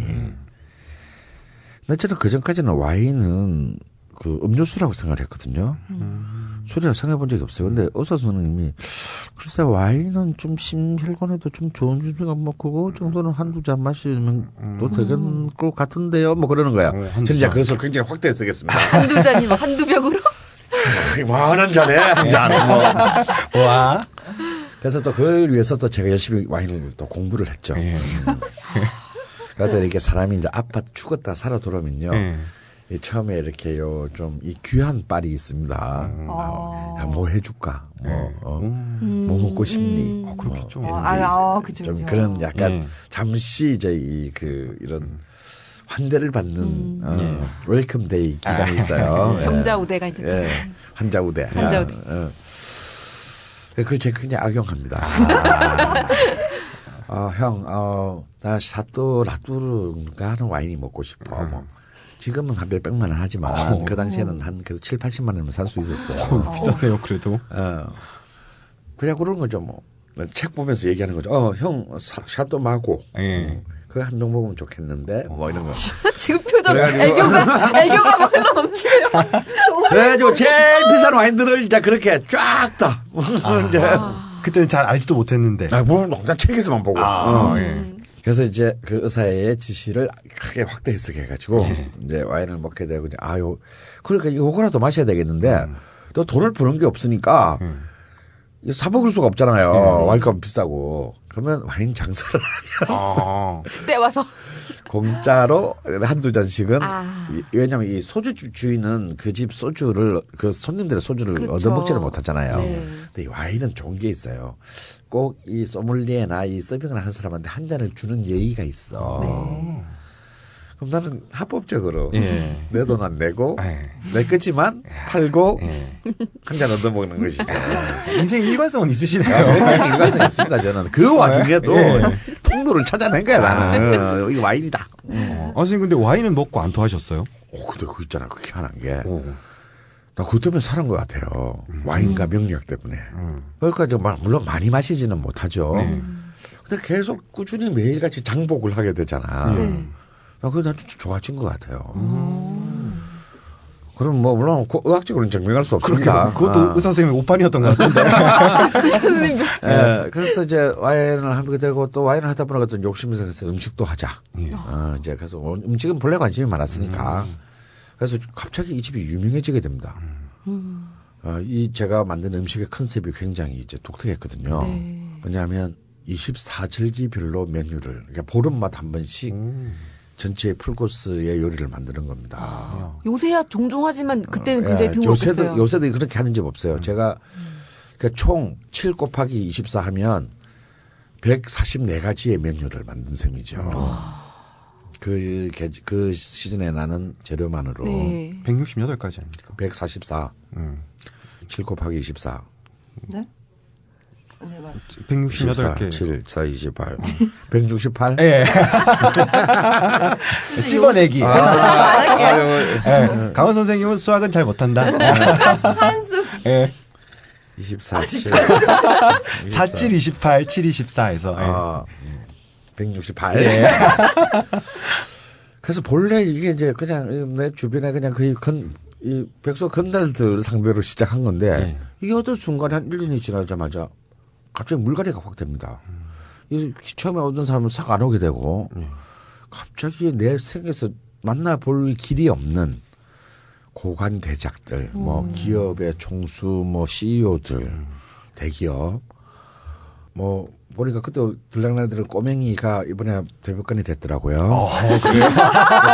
그때는 재밌다. 그때는 뭐 왔냐 뭐 이렇든 친구가 뭐 대법관도 돼 있고 풋내기였는데 귀여워해 주셨는데. 굉장히 귀여웠는데 대법관이 돼 있고. 우린 뭐 대법관한테 얻어먹을 거 없으니까.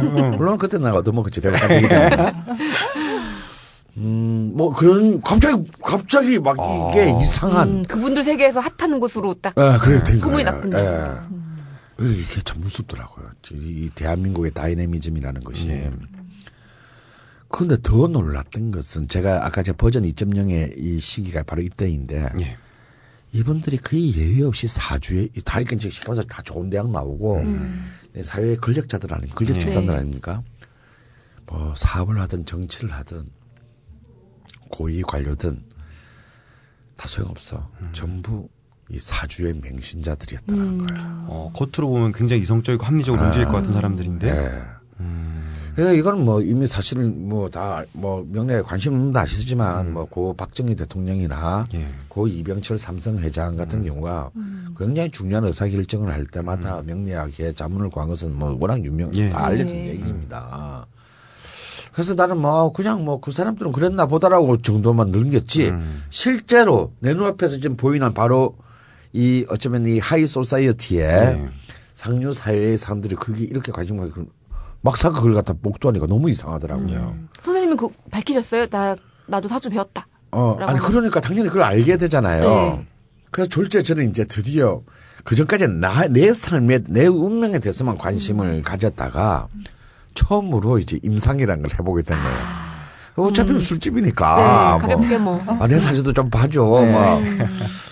그렇게 해서 진짜 뭐 많이 봐주게 된 거예요. 보면서 저는 그때 공부를 굉장히 많이 했죠. 인턴 기간이다. 임상도 임상이지만 이제 그런 거 하다 보면 또 그냥 술집과 다니기 어쩔 수 없이 이렇게 개인 속에 있는 얘기들을 안 할 수가 없게 돼요. 네. 그러면서 이제 전 또 알게 된 게 사실 이분들은 그냥 부러운 사람들이잖아. 내가 보기에는 다 뭐 자 성공했고 돈도 많고 화려하고 뭐 그래서 사실 나도 사람이니까 굉장히 부러웠거든요. 그런데 이제 막상 이 명랑을 만나보니까 제가 여기서 얻은 교훈은 내가 부러운 만큼이나 이분들이 그렇게 행복하지 않다라는 거예요. 누가 보더라도 이분들은 다 사회적으로 많은 성취를 이루고 부러움을 대상인데 실제로 여기 보면 그렇게 행복한 것이 행복해 보이지 않아요. 본인이 행복하다고 생각하지 않아요. 거꾸로 진짜 이건 웃기는 얘기인데 이분들의 공통점은 뭐냐면 다 내 삶을 부러워했어요. 아니 내 지금 이 꼴이 뭐가 부럽다고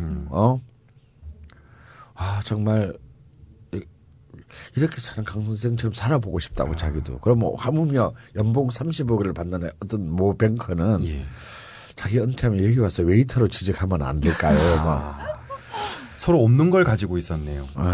그건 이해가 갑니다. 딴지일보에도 예전에 사법고시 붙은 것도 지원하고 그랬거든요. 그래서 이게 참 인생은 생각보다 희한한 것이구나. 이 껍데기만 보고 판단해서는 안 되는 것이구나.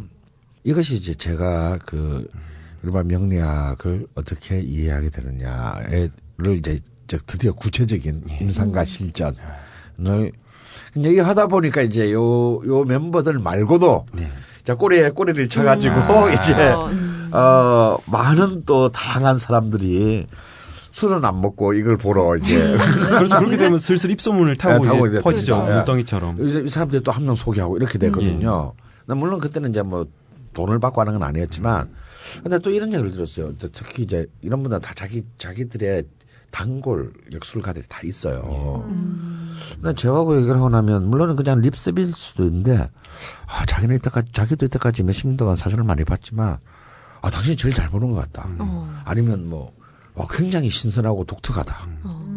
이런 말을 들어요. 그때 난 이제 공부 이제 막 한 3년 전, 3, 4년 정도밖에 안 했을 때인데 이분들이 왜 이런 얘기를 하나? 이분들의 이제 그 의뢰하는 역순인들 뭐 한국 정상급 역순인들일 텐데 명리학자들일 텐데 이분들이 그때서 알았어요. 사실은 이제 제가 이제 그러니까 기존의 명리학 책 보면서 너무 답답했던 게 뭐냐면 일단 문장이 안 돼. 뭐냐면 그러니까 기본적인 대중들과 소통할 수 있는 인문사회학적인 기반이 너무 없는 거예요. 그러니까 이제 그 한 분야에서는 도통하셨는지 모르나 도를 통하지 않은 일반의 대중들이 보기에는 아니 귀신 신하나 까먹는 얘기거나 소통이 안 되는 뜬구름 잡는 얘기인 거예요. 근데 제가 그분들보다 유일하게 나을 수 있는 거는 아무래도 그런 지금 현재의 어떤 이 한국 사회 뭐 혹은 지구촌의 어떤 이런 그 환경과 논리에 대해서 기본적인 시각을 내가 갖고 있기 때문에 여기에 바탕에서 나도 모르게 그런 시각의 바탕에서 이제 그 한 사람의 어떤 운명에 대해서 조언을 해주는 거잖아요. 네. 그런 것들이 이제 이분들한테 굉장히 신선하게 들릴 수밖에 없었던 것이죠. 보통은 그냥 명리로 바로 가는데 강원생은 특이하게 욕술인으로 삶에 산 게 아니고 인문학적인 그렇죠. 삶을 살다가 그 위에 명리를 얹은 건데. 네. 그래서 이게 어딘가 왠지 그때만 하더라도 이걸 제가 이렇게 책까지 내고 뭐 강의까지 하고 뭐 할 줄은 꿈에도 몰랐을 때 그러게 이런 재밌구나라고 하고 있었습니다. 그래서 이제 그게 이제 어느 정도 시간이 지나고 이제 근데 그 와지트가 이제 5년 만에 문을 닫게 되는 좀 비극적인 사건이 발생을 합니다. 제가 또 사고를 내가지고 이제 교통사고를 내서 저희 파트너였던 분이 죽었어요. 교통사고로. 그래서 저는 이제 바로 문을 닫았죠. 그래서 이제 이것도 무슨 또 운명의 장난인가. 이게 굉장히 큰 교통사고가 났는데 정작 위험한 차량에 앉아있던 저와 제 옆자리에 오랜 제 친구고 이제 시나리오 작가인 심산 이 둘은 아무런 상처도 없이 살아나고 제일 안전한 자리에 있었던 뒷좌석에 있는 뒷좌석에 동성했던 분이 이제 현장에서 즉사했습니다. 그래서 그때는 진짜 정말 엄청나게 저는 좀 충격을 받았죠. 그래서 거의 6개월 동안 진짜 거의 헤어나지 못할 정도로 뭐 거의 망가졌습니다. 그럴 때 이제 또 하필 그때가 또 대통령 선거도 있었고 하여튼 앞뒤로 굉장히 우울했습니다. 2012년이었죠. 하여튼 이 임진년이 이렇게 임진왜란도 일어나고 저한테도 굉장히 힘든 일이 일어나고 우리 국가적으로도 굉장히 힘든 일이 일어났던.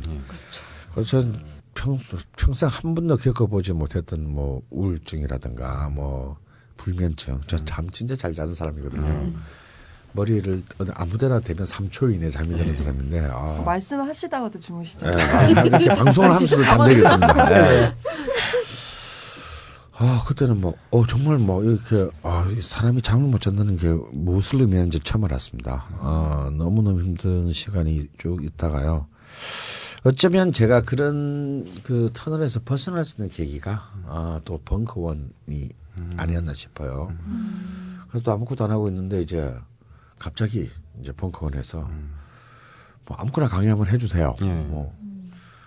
이렇게 해서 이제 벙커원에 뭐라도 하지 않으면 미칠 것 같아서 벙커원에서 강의를 시작하고 또 이것이 또 어떻게 또 이상하게 나랑 뭔가 맞았는지 좀 잘 먹혔고 그래서 좀 저도 이제 거기에서 좀 벗어날 수 있었어요. 근데 이제 제가 한 건 아시다시피 와인 강자니 전복과 반전의 순간이니 이런 너저런 것들이 있지 않습니까? 축구도 하셨죠. 네, 축구도 했고요. 저희 회사가 선생님을 살린 두 번째 생명의 은인이 된 셈이네요.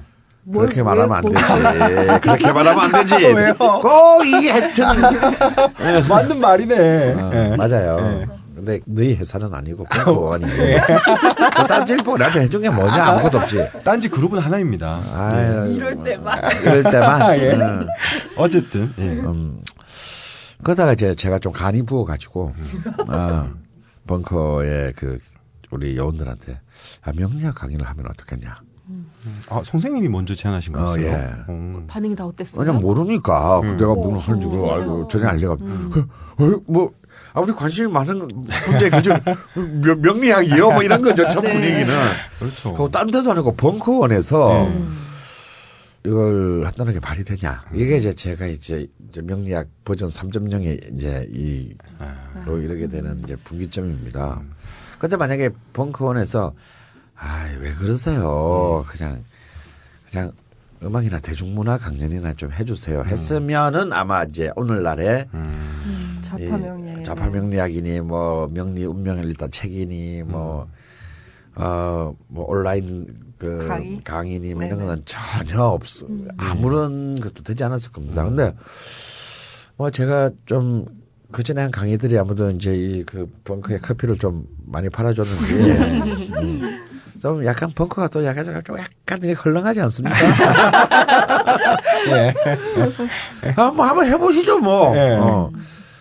그 사실 좀 어찌 보면 그래도 상대적으로 진보적인 공간이라고 할 수가 있는데 여기서 이제 뭐 명리학, 뭐 사주팔자 이런 한다는 것 자체가 굉장히 위험한 수 있는데 그 선생님 개인 커리어상에서도 문제가 생길 될 수 수도 있는 있고요. 선택이죠.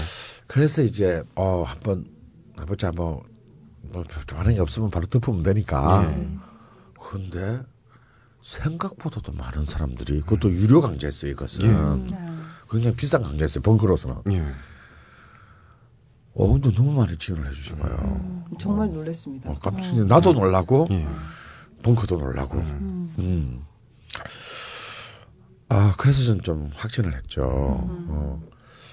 이거 진짜 필요하다. 왜? 지금 너무 힘드니까. 오히려 그래서 저는 처음에 할 때만 이거 하더라도 도대체 이분들이 뭐 하는 분인가. 돈 내고 여기까지 와가지고. 자기가 개설하자고 해놓고서. 솔직히 좀 궁금했어요. 근데 왜냐면 예를 들어서 내가 딴 강의는 내가 그 사람들이 뭐 하는 건지 제가 뭐 알 필요도 없잖아요. 일방적으로 내가 하면 되는 거니까. 근데 이거는 각자의 운명이 다 걸려있는 문제이기 때문에 삶이 걸려있는 문제이기 때문에 서로 이제 이 의사소통이 굉장히 중요하고 그래서 이건 저는 꼭 디프리하고 MT 꼭 가고 또 이렇게 이제 이 강좌 말고도 다른 이제 또 카페도 열고 뭐 이제 이런 것들을 많이 합니다. 근데 저 깜짝 놀랐던 게 뭐 의사도 몇 명 있고 뭐 물론 한의사는 한 명도 없고 그리고 뭐 굉장히 다양한 직종가 뭐 학교 선생님도 계시고 뭐 또 일반 또 직장인들도 계시고 프리랜서들도 있고 백수건달도 있고 뭐 또 공부하는 또 사람들도 있고 또 박사들도 몇 명 있고 뭘까 이거. 그랬을 때 볼 때 이제는 이제 뭐 의사나 변호사 같은 이른바 이제 국가공인 특수 전문직들도 옛날처럼 그렇게 완벽하게 안전지대는 아니다라는 거. 점점 이 미래에 대한 어떤 그 불확정성이 계속 커지고 있다는 거. 그것보다 이제 더 중요한 것은 모든 것들이 자기 자신의 기로 책임이 기속되고 있다라는 거. 그러니까 이전에는 이제 대가족 사회였잖아요. 그러니까 많은 어떤 삶의 지혜나 또 혹은 어려운 문제들이 이 가족들 간의 상호관계에 의해서 많이 필터링되고 또 이렇게 해소됐어요. 아버지가 못해주는 건 할아버지가, 아버지 할아버지가 못해주는 것은 막내 삼촌이나 큰 형이 뭐 이런 시스템이 무너졌습니다. 이제는 핵가족 사회도 아니고 이제 1인 가구, 2인 가구가 되면서 개인이 담당해야 될 몫이 너무 부하가 로드가 커진 거예요. 그래서 겉으로는 다 멀쩡한데 어떤 속으로는 어떤 굉장히 어떤 그 트라우마라든지 이런 이제 많은 그 억압들이 해소되지 않은 채로 이제 계속하면서 이것이 평생에 이제 자신을 괴롭히는 어떤 그런 기제로 작용을 하게 되는 경우도 많고요. 다들 불안한 사회니까요. 그만큼 아프고 상처 입은 자들이 점점 증가하는 사회라는 뜻이죠. 지금 한국 사회가. 그래서 이건 정말 중요하다. 그래서 오히려 여기 벙커에서 강좌를 열면서 오히려 확신을 했어요. 그래서 사실은 제가 이 친구들한테 가르쳤지만 이들을 통해서 내가 더 많은 인식을 넓히게 되는 기회가 됐으니까 이 사람들이 다 나의 스승들이에요. 근데 제목은 왜 좌파 명리학으로? 예, 그것 때문에 또 그것도 제가 그냥 확실히 지은 이름이에요. 벙커니까. 아, 벙커니까 확실히 지은 이름인데 사실 이제 굉장히 생각보다 깊은 뜻이 거기는 있습니다. 나중에 갖다 붙이신 거죠? 아니야. 뭐 사람을 어떻게 보고 방금 전에 본인이 대충 지었다고 그래서 그래. 그래서 사실은 이제 제 책도 좌파 명리학으로 하고 싶었어요. 네. 당당하게. 네, 그 좌파 출판사인 돌백에서 안 된다 그러더라고요. 우파들이 벽에 갈까라며. 농담이고요. 근데 사실은 명리학은 어찌 보면은 이제 지배계급의 학문이었거든요. 왕과 왕조를 위한 학문이고 이제 중국의 이제 그 사대부들을 위한 학문입니다. 평민들을 위한 학문이 아니에요. 그런데 이것이 이제 한국의 조선시대 초 고려시대 말에 등장을 합니다. 들어와서 이제 또 역시 한국에서도 왕조의 학문으로 이제 쭉 그 벼슬까지 있었으니까요. 종육품이었다고 제 선생님 책에서 보니까 종육품 이제 관상감의 이제 그래서 종육품 그러니까 의보다는 좀 낫죠. 이제 궁중의 의. 의는 이제 최고 높은 사람 책임자가 정삼품입니다. 물론 이제 그 동의보감의 허준같이 뭐 너무 능력을 인정받아서 종일품 가선대부까지 오른 적은 있는 사람이 있지만 보통 삼품이고요. 이제 명리학 명과학 교수 담당자는 이제 종육품인데요. 근데 이게 임진왜란 이후에는 이게 이제 이 체제 수호의 학문이 우파의 학문이 체제 전복의 학문으로 이른바 이제 이 역성혁명을 시도하는 게 대표적인 게 정감록입니다. 뭐냐면 이런 거죠. 야, 왕에들 사주라는 게 있다면 그 평민 중에서도 왕에들 사주를 가진 놈이 왕이 돼도 되는 거잖아. 그렇죠. 합리적으로 생각해 보면. 그래서 이것이 체제 전복의 굉장히 중요한 이론적 근거로서 거의 뭐 영목급이네요. 그리고 실제로 궁중 안에서도 모든 영모에는 다 이 명리학이 있어요. 대군 중에서 예를 들어서 네가 진짜 왕제야 라고 막 꼬드기는 거죠. 이 사주가 그렇다. 그리고 왜 그게 넘어가가지고 그러고 이제 다 참수됐습니다. 근데 그래서 이제 한국 역시 또 다이나믹 코리아를 정리하는데 이 체제 수호의 이론적 프레임이 체제 전복의 민중의 것으로 넘어옵니다. 특히 이제 조선 사회에 대해서 가장 반감을 가지고 있는 집단은 이제 승려들입니다. 그렇죠? 승려불 정책이었으니까. 그 승려 중에서도 이제 가장 비판적인 세력들이 이제 금강산과 지리산 세력들인데요. 이것을 당취라고 불렀습니다. 지금으로 따지면 뭐 천주교 정의구현 사제다. 이보다 훨씬 더 폭력적인 집단이었어요. 이거는 이제 무력으로 이걸 얻겠다. 이걸 지휘하던 중이 운부라는 중인데 이 운부는 이 명나라에서 이렇게 망명한 중국 중입니다. 근데 이 사람이 이제 명리학의 도통한 사람이고 사실 장길산이 이 운부의 제자입니다. 장길산이. 그래서 이제 이 금강산의 당치들과 장길산의 9월 3파가 합쳐서 이제 이 조정을 엎을려다가 이제 실패한 사건이 이제 장길산의 난이죠. 그럼 그때 사주가 어떻게 이용됐다는 겁니까? 명리학이? 그때 이제 명리학이 이런 거죠. 꼭 왕후 장상의 시가 따로 있는 것이 아니다. 그때 그걸 그리고 이제 특히 이제 이들은 승려들이니까 민중들의 포교를 하는 데 있어서 명리학이 굉장히 중요한 매력적인 그 아이템이 됐죠. 그래서 이 한국은 특이하게도 불교 집단과 명리학이 이렇게 연합을 하는 이 조선이라는 특수한 상황 때문에 그래서 보면 명리학에서는 본래 전생 이런 게 있을 리가 없는데 전생의 부모가 뭐 저거 뭐 이런 얘기 명리학에서 많이 하잖아요. 이게 이제 이 오랜 한국만의 독특한 역사적 배경 속에서 일어난 일들입니다. 그래서 옛날 이야기 보면 스님이 걷다가 이 아이는 못 죽을 것이다. 그게 다 이제 이 포교로 이상 좋은 게 없거든요. 3일 다 꼬시는데. 그래서 이제 이 명리학 안에 불교의 윤회가 들어오고 이렇게 막 섞이면서 얘기가 이제 그런 역사가 있는 거예요. 그래서 이제 이 우파의 학문이 이 당치로부터 이제 동학의 접주들까지 이 명리학의 전통이 이어집니다. 그러니까 이제 성리학이 유교의 사대부들에 의한 철저히 그 체제 보위의 학문이었다면 명리학은 이제 어둠의 이제 이 체제 전복의 근거로 이제 작용한 셈이죠. 근데 이것이 다시 20세기로 들어오면 다시 전복됩니다. 이 20세기 한국의 역사는 우리 모두 알다시피 식민지, 분단, 전쟁, 가난, 뭐 이 온갖 이제 모든 현대사의 모든 요소들이 이렇게 압축 모든 무슨가 비극들이 압축 고도 성장한 때 아닙니까? 그러다 보니까 특히 저는 이제 이 분기점이 저는 한국 전쟁이라고 봐요. 그런 이제 정말 인류 역사상 최악의 그 전쟁을 겪으면서 정말 우리는 회복할 수 없는 내상을 이제 이 한반도에 거주하는 모든 사람들이 잃게 돼요. 그렇게 되면서 저는 이제 굉장히 좋지 않은 방향도 많이 만들어집니다. 이것을 극복하는 과정에서. 그러니까 나만 일단 살아남는 게 중요하다. 내부터 먼저 살아남는 게 중요하다. 내 새끼만 잘 되는 게 중요하다. 믿을 사람이 주위에 아무도 없으니까. 믿을 사람 아무도 없다. 그러면서 이제 이런 가장 사회의 꼭대기 있는 사람부터 저 밑바닥에 있는 사람까지 모두가 일종의 자기의 개인적 길흉화복의 기복의 도구로서 이 명리학을 찾게 됩니다. 이때가 이제 산업적으로 명리학이 폭발적으로 성장하는 때죠.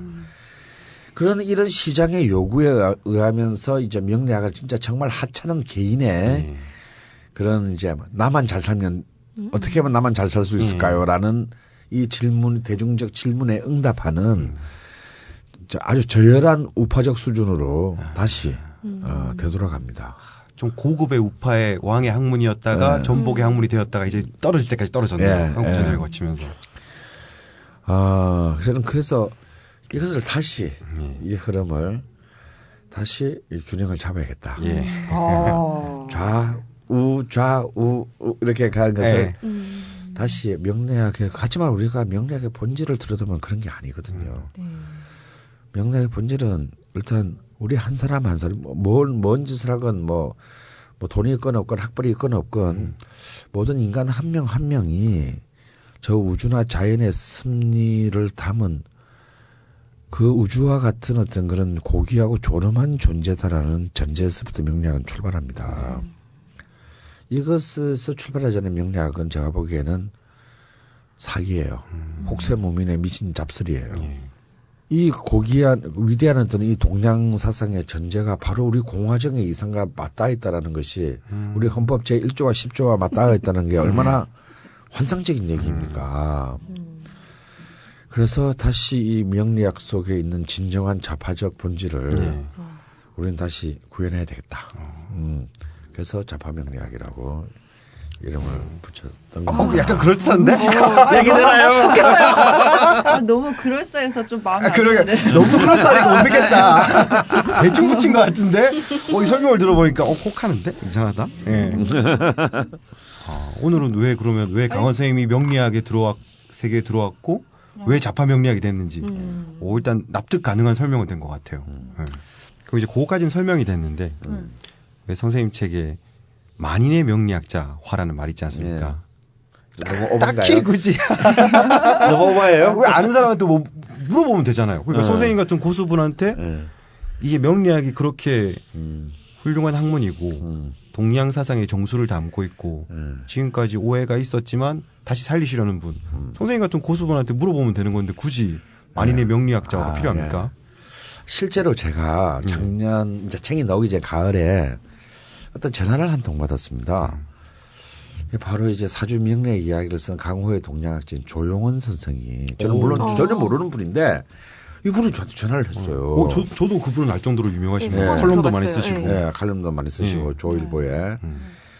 조일보. 우파 명리학의 대가신가 그럼? 아니요. 그렇지 않습니다. 네. 절대 그렇지 않으시고요. 비록 조일보에 쓰시지만 뭐 저도 조일보 문제 많이 했습니다. 우물에 많이 주거든요. 그래서 이제 대낮에 이렇게 일요일 날 전혀 모르는 사람인데 서로 인사동에서 만나서 이제 뭐 몇 시간 동안 이렇게 참 좋은 얘기를 나눴어요. 그래서 조 선생님 왜 만나자 하고 했는지 참 궁금해서 저는. 그분은 이미 이쪽에서는 거의 대가로 알려지신 분 아닙니까? 뭐 저는 뭐 아무도 우리 여기 뭐 벙커에서는 알지 뭐 아무도 모르는 그런 상황인데.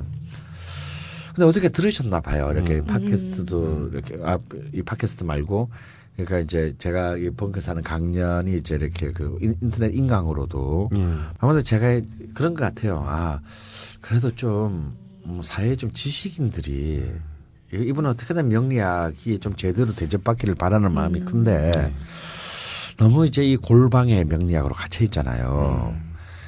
근데 이제 좀 그래도 좀 좋은 대학 나온 지식인들이 좀 명리학에 좀 관심을 많이 가지게 되면 좀 명리학의 그 사회적 인식이나 지위가 훨씬 좋아지지 않을까 이렇게 생각을 하고 있는 차이지. 그래도 조금 좀 좋은 대학 출신에 뭐 이렇게 지식인 이런 쪽에 관심이 있다니까 굉장히 반가웠던 거죠. 거기에 딱 생각에 맞는 분이 등장한 거네요. 네.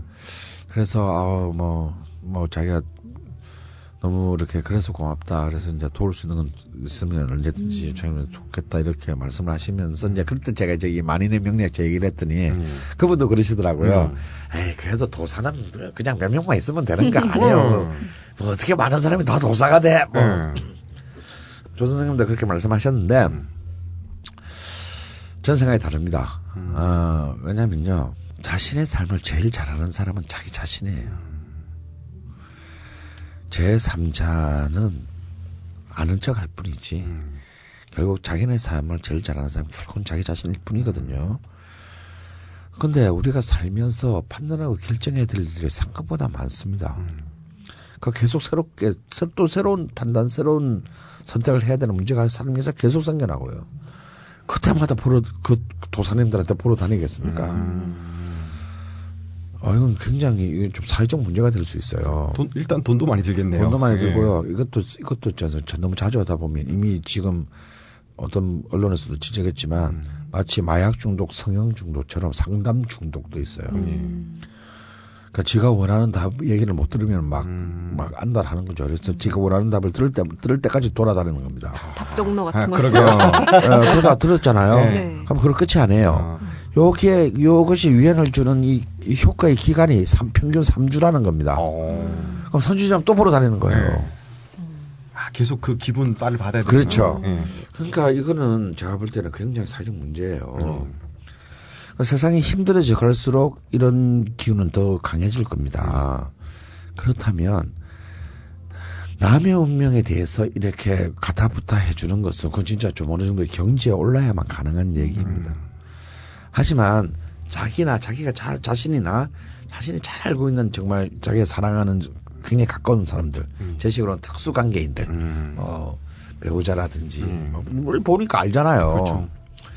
자식이라든지 이런 정도는 충분히 어느 정도만 사실 공부한다면 이 정도의 삶을 굉장히 냉정하게 판단하는 데는 그렇게 저는 사실 많은 시간이나 그 노력이 필요하지 않다고 생각합니다. 선생님 그러면 명리학이라는 게 보통 이제 어떤 전문가가 보고 딱 판단하는 게 제일 좋을 거라고 생각하는데 그 사람을 아는 게 더 좋은 건가요? 예, 저는 그렇게 생각하지 않습니다. 우리는 좀 명리학이 무슨 명리학은 여기 왜 학이 붙겠습니까? 학이라는 것은 아직 완성되지 않았다는 얘기예요. 어떤 특수한 사람들만이 전유할 수 있다면 그게 학이 붙으면 안 됩니다. 술이 붙겠죠, 술. 방중술. 뭐 이런 거 있잖아요. 한필이면 왜 방중술부터? 갑자기 술에 금방 생각하는 게 항상. 참. 어쨌든. 하여튼. 네. 되게 멋있게 올라가고 있었는데. 학이라는 것은 아직까지 완성되지 않았다는 뜻이고 영원히 완성되지 않는다는 뜻이기도 해요. 끊임없이 진화해 가야 되고 서로의 논쟁과 또 이렇게 그 다양한 학술 간의 경쟁을 통해서 발전하는 것이 학입니다. 그리고 이렇게 언제나 검증돼야 하고요. 그런 상황에서 어떤 정말 초인적인 관점에서 이것은 이런 것이다라고 해주는 것은요 사실은 의심해야 합니다. 학문적 관점에서는 그 위험하기도 하고요. 우리 이제 흔히 뭐 신내림 무당의 신점. 저는 그런 세계가 그런 심령의 세계가 저는 있다고 저도 인정합니다. 하지만 저는 절대로 보러 가서는 안 된다고 얘기하고 싶어요. 왜요? 왜냐하면 이것은 제가 아까 얘기했잖아요. 내가 언제 죽을지 알고 싶습니까? 저는 알고 싶은데요. 알고 싶어요. 대략. 저는 실제로 제가 아까 그런 경험을 당해보니까 알고 싶지 않아요. 전혀 도움이 안 됩니다. 인간은 그저 자기가 살아있는 날, 마지막 날까지 자신이 하고자 하는 바, 자신이 욕망하는 바, 자신이 꿈꾸는 바, 자신의 목표 삼은 바를 향해서 그냥 불타게 달려가다 죽는 거예요. 뭘 대단한 것을 이렇게 이룰 수 있는 존재가 아닙니다. 한 명의 인간이라는 것은. 그게 아름답지. 그래서 인간인 거고요. 근데 마치 뭔가의 어떤 거대한 어떤 그 차원에서 마치 내가 너의 앞으로의 모든 것까지를 알고 있고 통제하고 있노라. 실제로 그런 세계가 있다 하더라도 저는 거부하겠습니다. 확실히 재미는 없어지겠네요. 네. 그것은 굉장히 이게 바로 혹세무민으로 가는 지름길이 됩니다. 사이비 교주들이 하는 게 네, 다 그런 거죠. 거잖아요. 그래서 사실은 이 명리학에서도 이제 가장 명리학이나 모든 서구의 점성학에서도 이제 언젠가 우리 한번 이걸 집중적으로 다룰 텐데 인간의 운명이 결정돼 있나요? 네. 아, 그러기로 하신 거예요? 네, 언젠가 다뤄야 되겠죠. 아, 네. 뭐 지금 결정된 거지 뭐. 네, 언젠가 이건 다루겠지만 저는 절대 결정되어 있지 않다. 그리고 이것이 서구 점성학계의 천년간의 논쟁의 결과이기도 합니다. 만약에 트루먼 쇼의 주인공처럼 모든 게 결정되어 있다면 그러면 진짜 이 학문은 다 필요 없죠. 뭐 결정되어 있는데. 뭐 학문이라는 이름 선생님 말씀대로 붙일 필요도 없고. 필요도 없죠. 다음에 두 번째는요. 사실은 이 운명 결정론이라고 하는 것은 어찌 보면은 명리학이나 이런 점성술의 시장 영업 논리인 겁니다. 그렇게요. 네. 야, 운명 결정되어 있는 거야. 너는 모르지만 난 다 알아. 바꿔줄 수도 있어. 권위가 생기니까 그죠. 힘 권력이 생기죠. 돈 내. 근거가 생기는 겁니다. 최고의 권력이죠. 최고의 권력이죠. 나도 모르는 내 삶을 네가 안다니. 그래서 이게 영업이 되려면 운명이 결정돼 있어야 되는 거예요. 운명이 결정돼 안 됐으면 뭐 그럼 니도 모르는 거잖아. 그러게요. 근데 왜 돈을 내? 이렇게 되는 거죠. 모르네. 그래서 저는 이거야말로 정말 아차하는 순간에 이게 학문이냐 잡슬로 전락하느냐는 바로 여기에서 갈립니다. 그래서 사실 제가 만인의 명리학자하다. 만인의 도사가 될 수는 없는 거예요. 우리가 전부 다 모든 국민이 하늘을 다 때려치고 계룡산에 들어가서 입산수도해야 되겠습니까? 그건 아니거든요. 근데 얼마든지 우리가 한 명의 시민으로 살면서도 충분히 이렇게 자신의 삶을 좀 더 완전 연소시키는데 최대한 완전 연소시키는데 필요하고 유용한 그런 어떤 하나의 어떤 그 인식의 도움틀로서 명리학이 작용하는 정도는 사실은 누구나가 다 갖출 수 있습니다. 명리학이 사람들이 이제 어렵다고 생각합니다. 어렵던데요. 책 봐도 잘 모르겠는데. 한자도 근데 사실은 저는 이렇게 말하고 싶어요. 어렵다기보다는 아직 낯설어서 그렇다. 우리는 태어나 지금까지 계속 서구의 틀에 맞는 서구적 사유 체계 속에서 공부하는 것을 강요받았습니다. 근데 사실은 그래서 낯선 것이지 이미 우리 안에 있는 거예요. 그리고 한자가 어렵다 하는데 사실은 명리학은 천간 10개와 지지 12개, 22개만 알면 끝나요. 되게 간단하다. 예. 그 나머지는 사실 다 한글로 얘기해도 되는 것들입니다. 근데 괜히 잘난 척을 하라고 한자로 쓰다 보니까 어려워지는 거죠. 마치 의사들이 영어 쓰는 것처럼. 예, 의사들이 그것도 흘려 쓰잖아요. 또박또박 쓰면 안 돼. 일부러 흘려 써야 돼. 그러니까 진짜 토할 것 같아 그런 거 들어오면. 그럼 뭐 괜히 뭐 이렇게 한자 쓰고 이거 아닌 거 다 필요 없거든요. 알파벳 개수보다 작아요. 22개의 한자만 알면 얼마든지 할 수 있는 게 명리학입니다. 사실 그걸 몰라도 되긴 하는데 그 정도는 알아야 22개 정도는 아는 게 예의죠. 기본. 근데 어느 정도나 배우면 그래도 사람마다 다 다를 텐데요. 네. 다 다를 텐데 제가 볼 때는 이것만 공부할 수는 없지 않습니까? 먹고 살아야 되고 그래야 되니까. 그래서 그냥 약간의 취미생활보다는 좀 더 높은 관심의 수준을 한다면 제가 볼 때는 한 6개월에서 한 1년 사이 정도. 그 정도면은 뭐 일주일에 한 2-3시간씩 정도를 투자한다고 치면 그 정도면 그 선무당 사람 잡는 수준은 됩니다. 근데 이때가 제일 위험한 때예요, 사실은. 네. 하지만 그냥 겸허하게 이 명리학을 자기 스스로에게 납득시켜 받아들인다면 네. 이 정도만 해도 보통 제가 이제 벌써 이제 3기까지 왔으니까 이렇게 네. 보면 알잖아요. 저자들이 이제 발전하고 이렇게 하는 것들을 보니까 하는 그 정도의 시간이 굉장히 그냥 리즈너블한 시간이다라고 생각이 듭니다.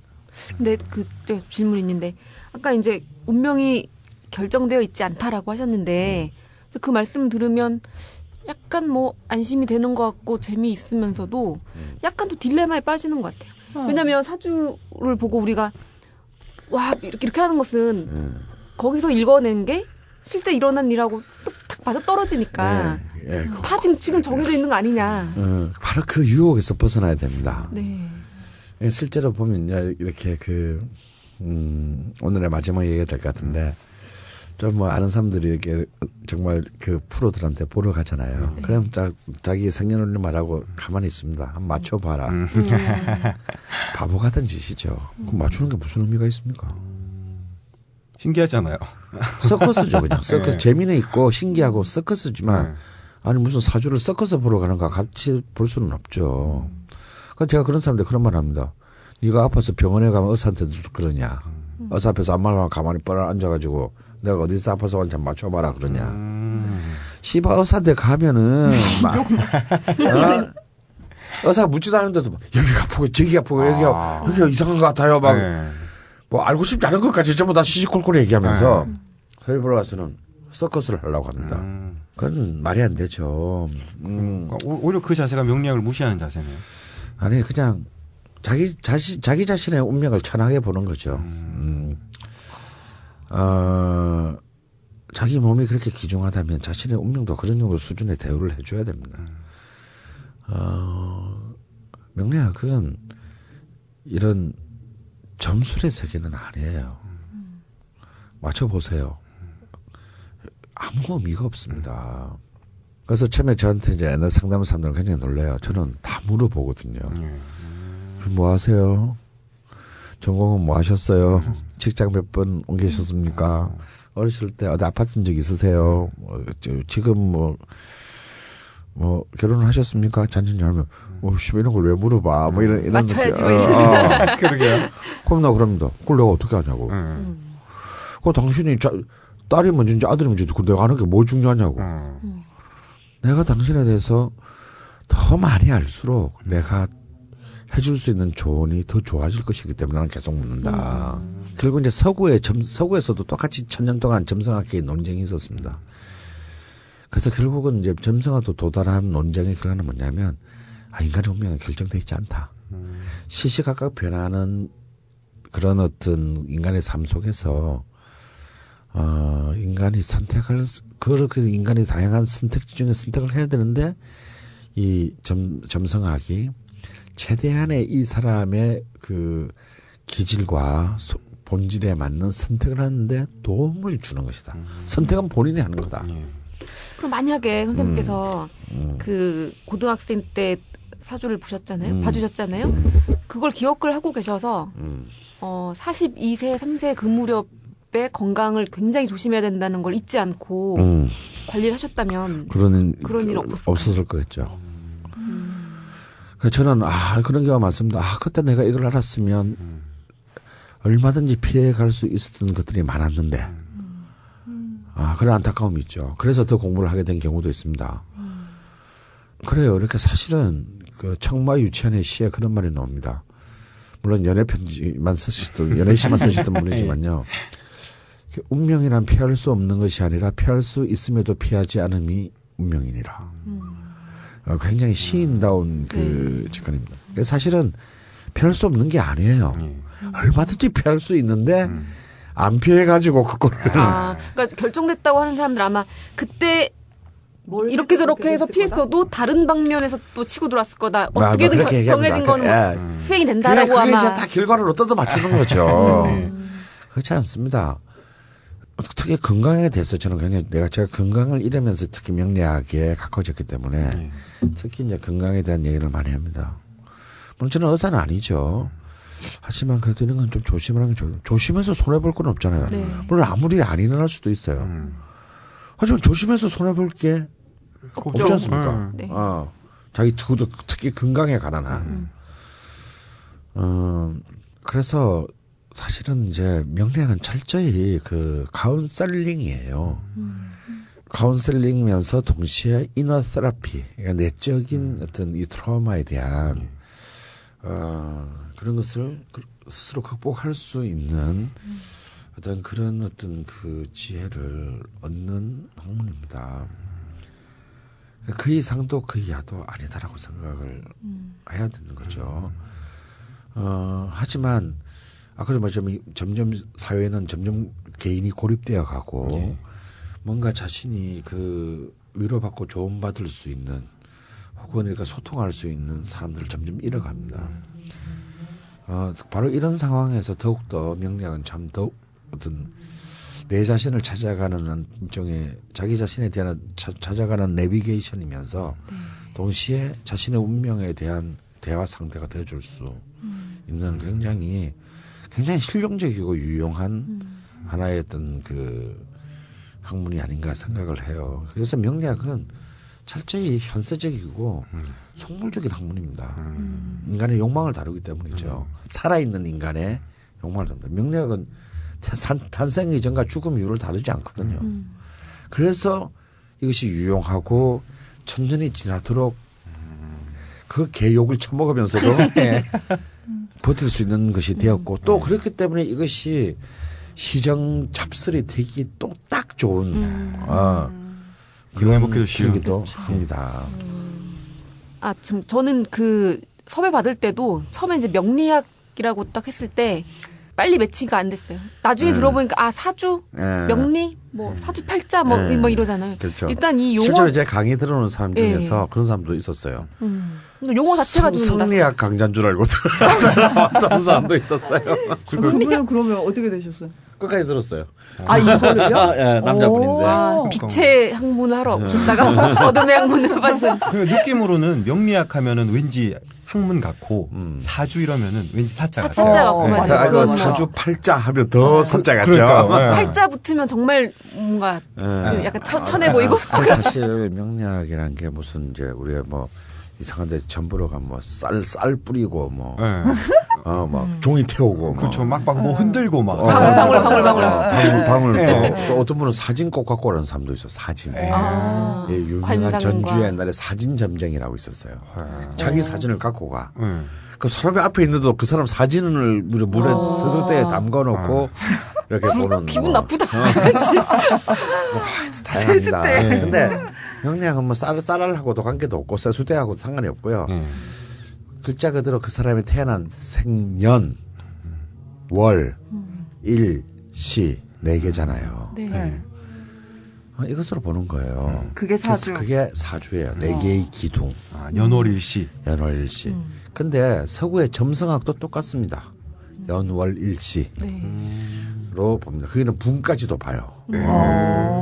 5주네요. 예, 그래서 연월일시라는 것이 이제 과연 그 내가 태어난 그 순간에 어떤 우주의 기운이 내가 그걸 받고 이 세상에 나왔는가.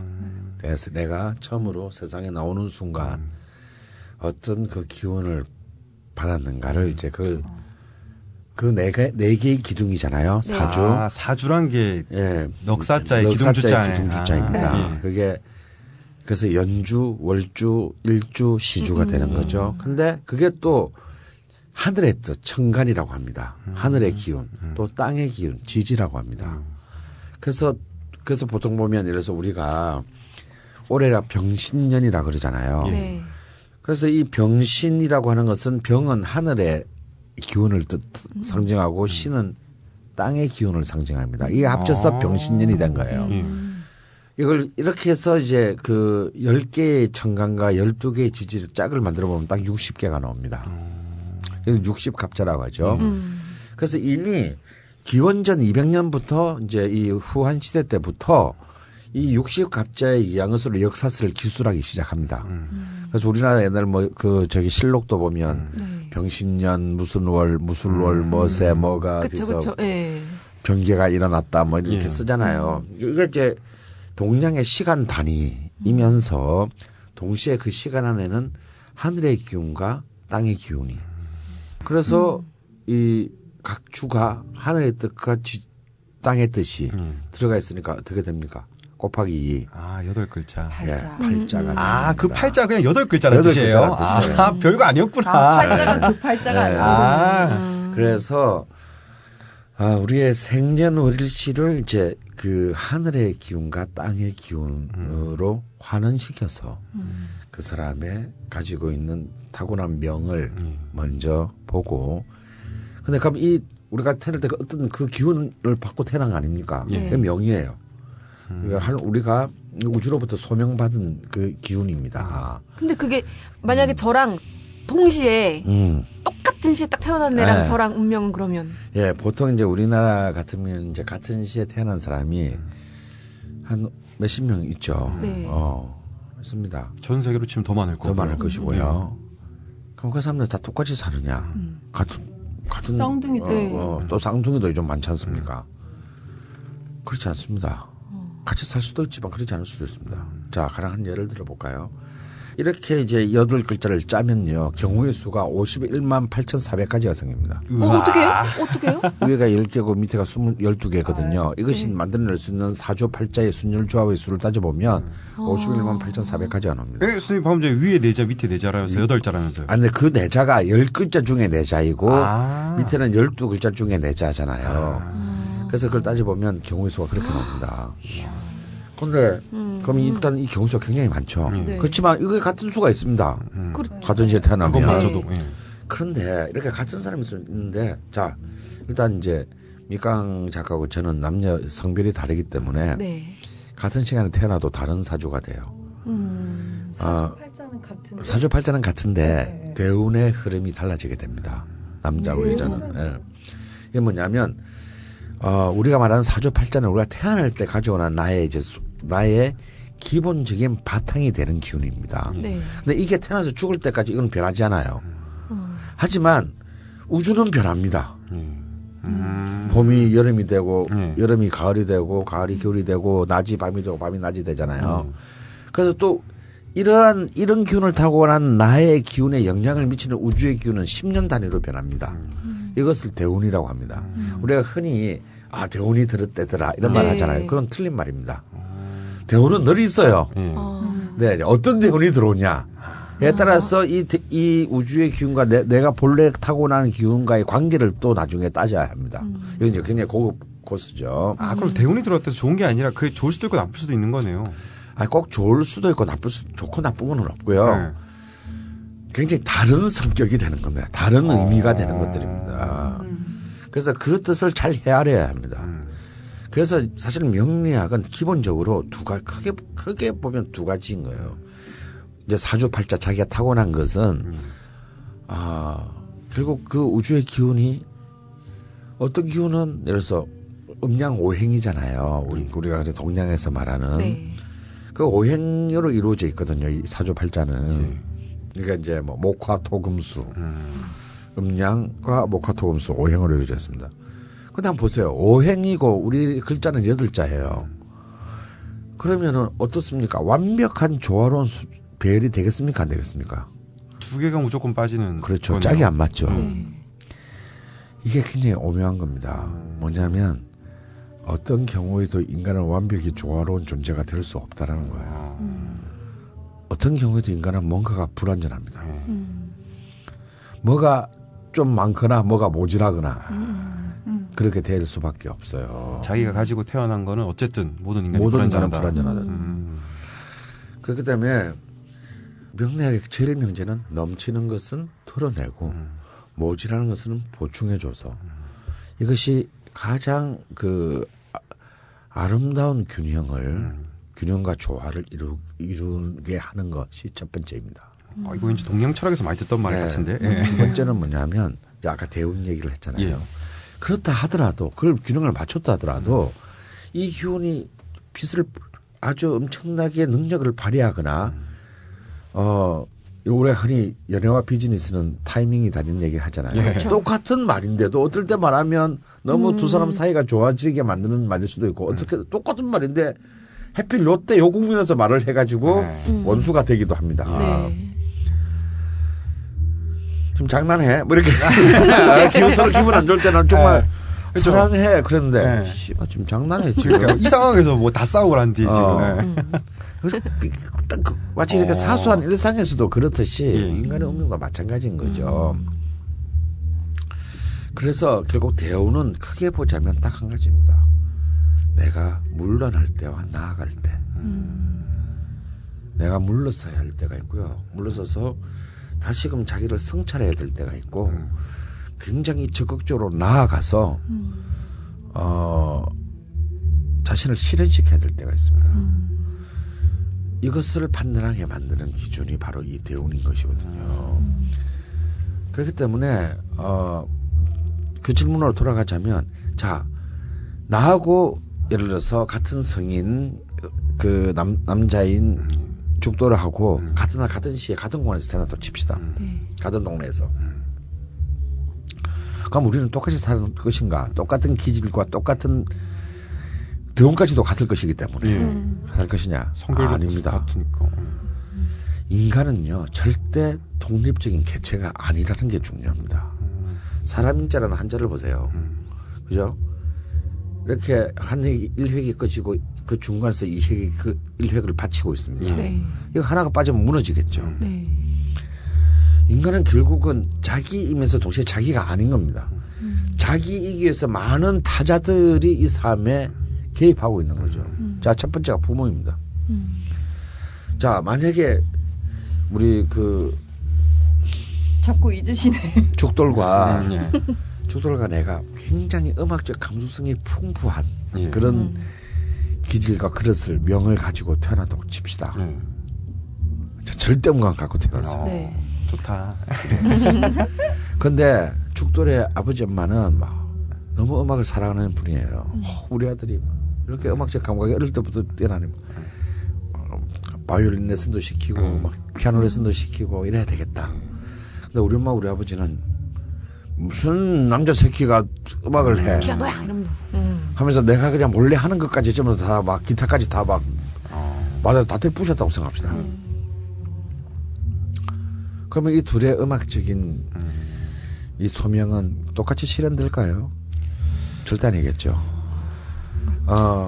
우리 둘은 같은 그 명을 갖고 타고날 수는 있어도 그것이 발현되는 것, 드러나는 것은 여러 가지 변수에 의해서 바뀝니다. 첫 번째가 부모, 두 번째가 배우자입니다.